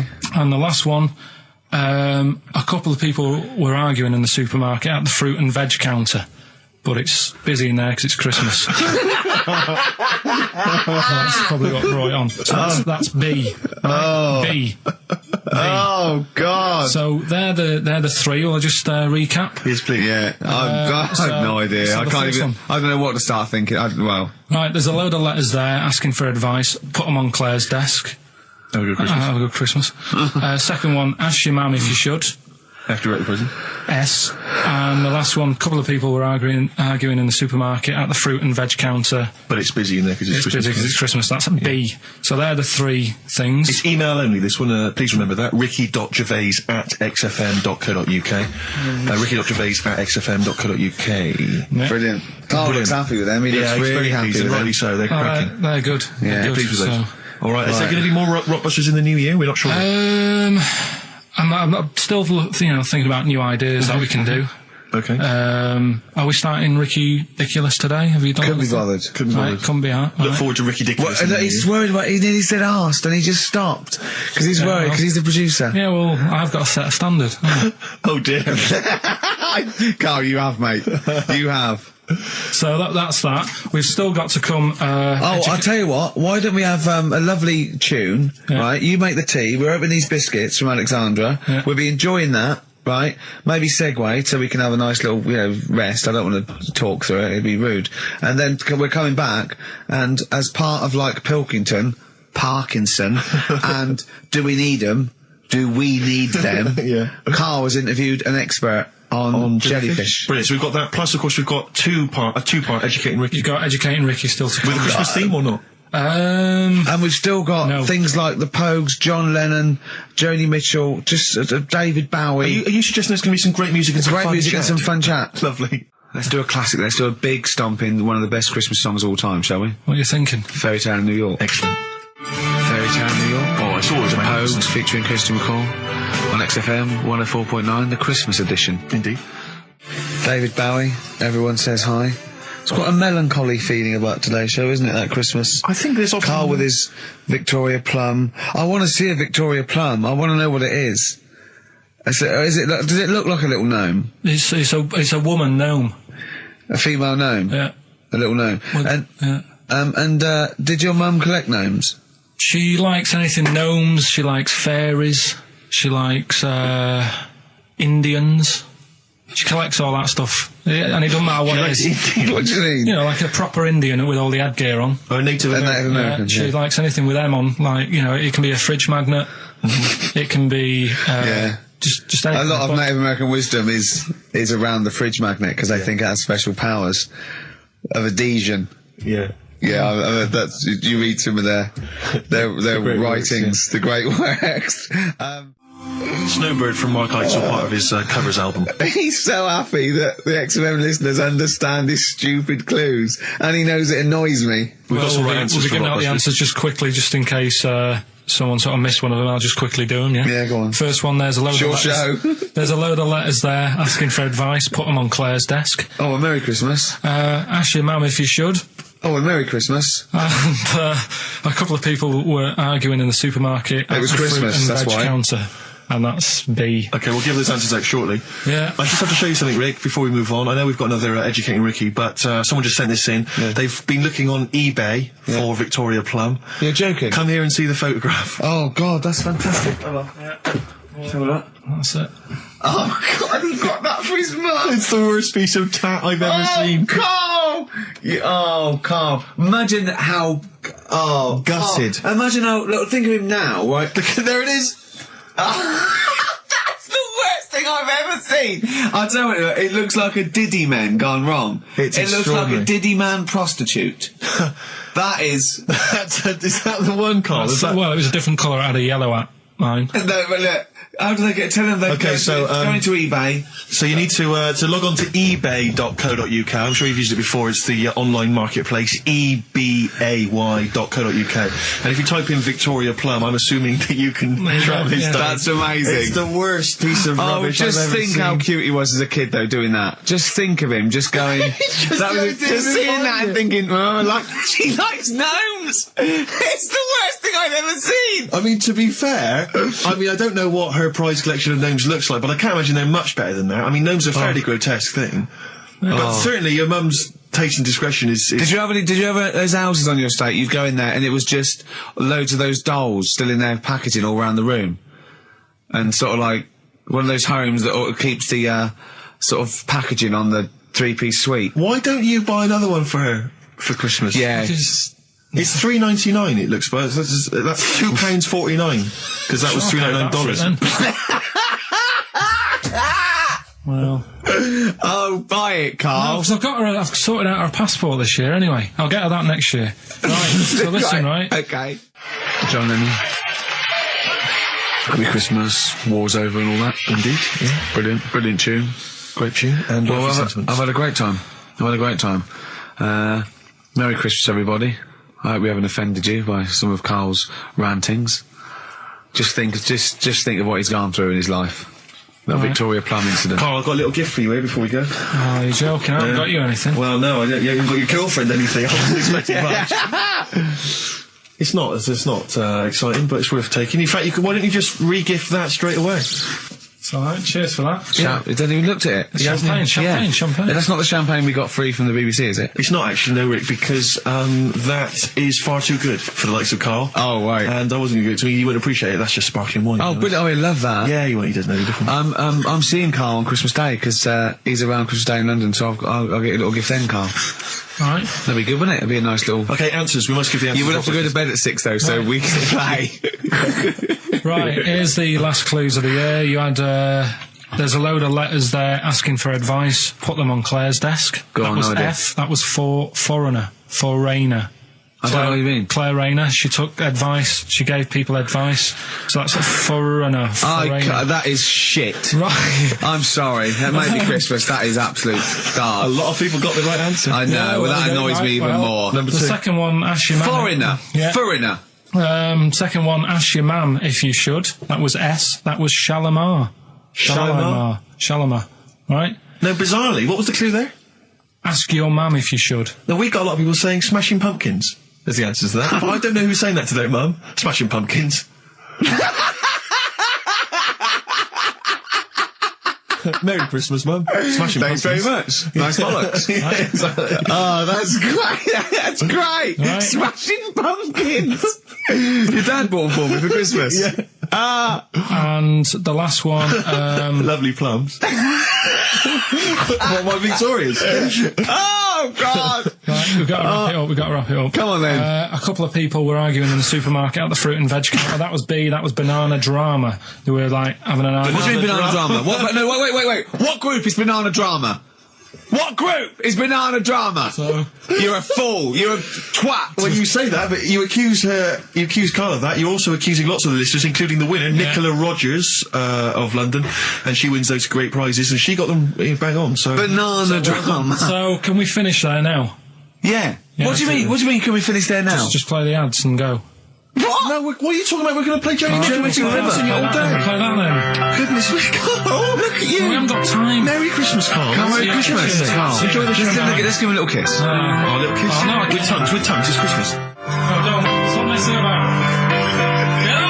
The featured film's not bad, I have to say, actually. You've excelled yourself there. Again, it's just one of those things where I think, what kind of XFM listener would want this particular goodie bag? I know before Christmas, Carl, you explained that the reason we were giving away... Look at Carl's face, he's disgusted, because he just said, I do a lot of work to get these prizes, and I went, no you didn't, I saw you, he went over to a drawer and went, I'll give that one, and that one.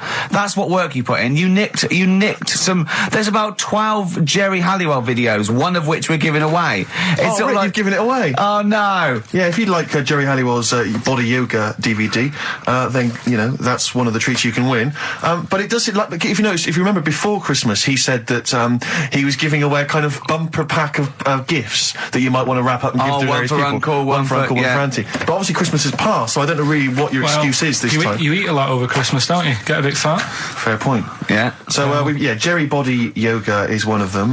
The recent, on DVD, the recent series of Wheeler's Own Pet. Yeah, reaction. Could you give me that reaction again? Well, Rick? no, just give me that reaction again. Oh, yeah, brilliant. And actually, I have to say, this isn't bad at all. This is the very best of the Stone Roses CD. Well, you can't knock that. You can't knock that. In fact, I'll tell you what, we should play Elephant Stone at some point. Yeah, we'll have that. Go on. Madness. I think this is actually tunes from them and not from the musical, although it is tied into the musical. He went to see that musical. Really? Yeah, on New Year's, it's like on New Year's Day, there's nothing to do. Sure. So you go and see some people doing Madness songs? No, I took Suzanne out for a walk, right? Yeah. Went round Covent Garden. Right. Past the place where it was on. The stage door was open, you snuck in. Well, I said Madness are alright. And because when you think about it, Madness songs are quite sort of musical anyway, aren't they? So you can't... They're quite musical. Do you know what I mean? He means they're like a musical, like a musical. Knees Up Mother Brown. I thought it was alright, enjoyed it. Blur the musical would be good, wouldn't it? Blur the musical would be excellent. Yeah, little Cockney So Sparrow. what, you bought tickets there and then and just went in? No. They're not selling, are they? It was fairly quiet, because we only paid the lower price and we got upgraded for free. Nice. So You enjoyed it, though, did you? I'd loved it. And would anyone like to come on stage with us? Yeah. The little bald fella. Yeah, go on, I'll give it a go. And what home are you from? Where are you? What are you doing tomorrow? Well, I'm going. No, you're coming here tomorrow. Come here tomorrow. Is he not doing well? That's a disappointment. I don't know. I mean, it was New Year's Day, so maybe that's why it was quiet. Okay, well, if anyone It's hasn't seen this fine. or didn't receive it for As Bono Christmas, said, all is quiet on New Year's Day, Carl. Yeah. also we've got to give away Minority Report by I like that. Steven I enjoyed Spielberg that. with Tom Cruise, which is on VHS. A good rip-roaring sort of film. It's not bad. That's probably the best thing we're giving away. But as I say, we can always leave some out if you don't I'm want. arresting you for the future murder of Sarah Marks. Brilliant. That's the sort of excitement and drama you'll be getting in it. It's not brand Little new. taster there. I got that off Paul Anderson. He said Right. here's something to watch over Christmas. So you've actually watched this already? Yeah. All right. I've rewound it. That's probably added No, to it, you though, have. isn't it? It's touched by the great man himself, Yeah. Karl Pilkington. And it's alright, I'd say. It's worth a watch. Can I just ask Carl how he got on over Christmas? Because the last time I spoke to him, you hadn't bought a present for your girlfriend. I had to say I was on tenterhooks all Christmas. Well, you changed it. After that show, I felt bad, even though I shouldn't have done, because... Because you hadn't bought your girlfriend a yeah, Christmas but I present. said to you, I booked a table at a hotel in Covent Garden, had Christmas dinner there, which was nice, right? It's good food and everything. Didn't feel like enough to me. Well, then I went out and treated some stuff, and then... No. A couple of days before Christmas, he went, I took Suzanne to that hotel we're going to go to for Christmas dinner. We had tea and cakes. And I went, oh, you treated her? He went, no, she paid for it, but I was just showing her what it was going to be like. That was her extra treat. She paid for it. I love that. Brilliant. Yeah. Well, it was like 150 quid for a meal for two, which is pretty dear. So I'm not going to buy her cakes as well. I love that. All right, love, have anything you want. You pay for your own pudding. I'm not mental. So you treated her to some other Yeah, stuff. some bits and bobs. And then So yesterday, she chose them and you paid for them. what, the presents? Yeah. No, Or you no. chose them and she paid for them, but, you know, it's the No, thought that counts. I got them on the way home that Saturday. Well done. And what Past did you some buy? shops. Well, just some bits. Might be personal, Steve. Well, I don't care. Just some bits. Yeah, Just but bits and pieces. leave out the personal bits. What bits? Just little things. And then yesterday, right? A monkey wrench and a new washer for the shower. Yeah. Some recordable CDs that you need for your job. Oh, So dear. now, when you gave those presents to her, did her face light up? Right. I don't want to tell you what they were, right? But she wasn't that impressed. You're going to tell us what they were now, Carl. what they are. You even know what they are. She told you on Christmas Day. Hold on, wait a minute. But All it right. doesn't matter what they are. It does matter what No, they it are. doesn't. It doesn't does, matter. Carl. It's you, mate. Of No, course it doesn't matter. Oh, God! Have you just remembered? Yeah! Right, but there's need. I've got to tell him, Carl. I really want your permission because I don't want to be I know it's not, but we know it's not that embarrassing. It's really quite sweet. Yeah, but in a way, right, the way I look at it is, right, Christmas, even when I was a little kid, right, is not... Please let me tell him, Carl. Well, let me just tell you first, though. Oh. Let me tell you why I didn't go all out on the old present front. All right. Justify yourself. Right? First of all, I've covered it up since then anyway, right, with that present, because I bought her some shoes yesterday, and she did say, I'll give you the money for them, but when I get home, I said, it's all right. I said, you can have them, right? So not only did I buy her some food on Christmas Day, I got her shoes. She's probably had a And total... they feel like a horse. Yeah. It's sort of like, yeah, there you go, there's your shoes, there's your food, right, bed down, see you later. Yeah, but what I'm saying is I she's have done... fed and clothed Yeah, her. did you comb her hair? She's done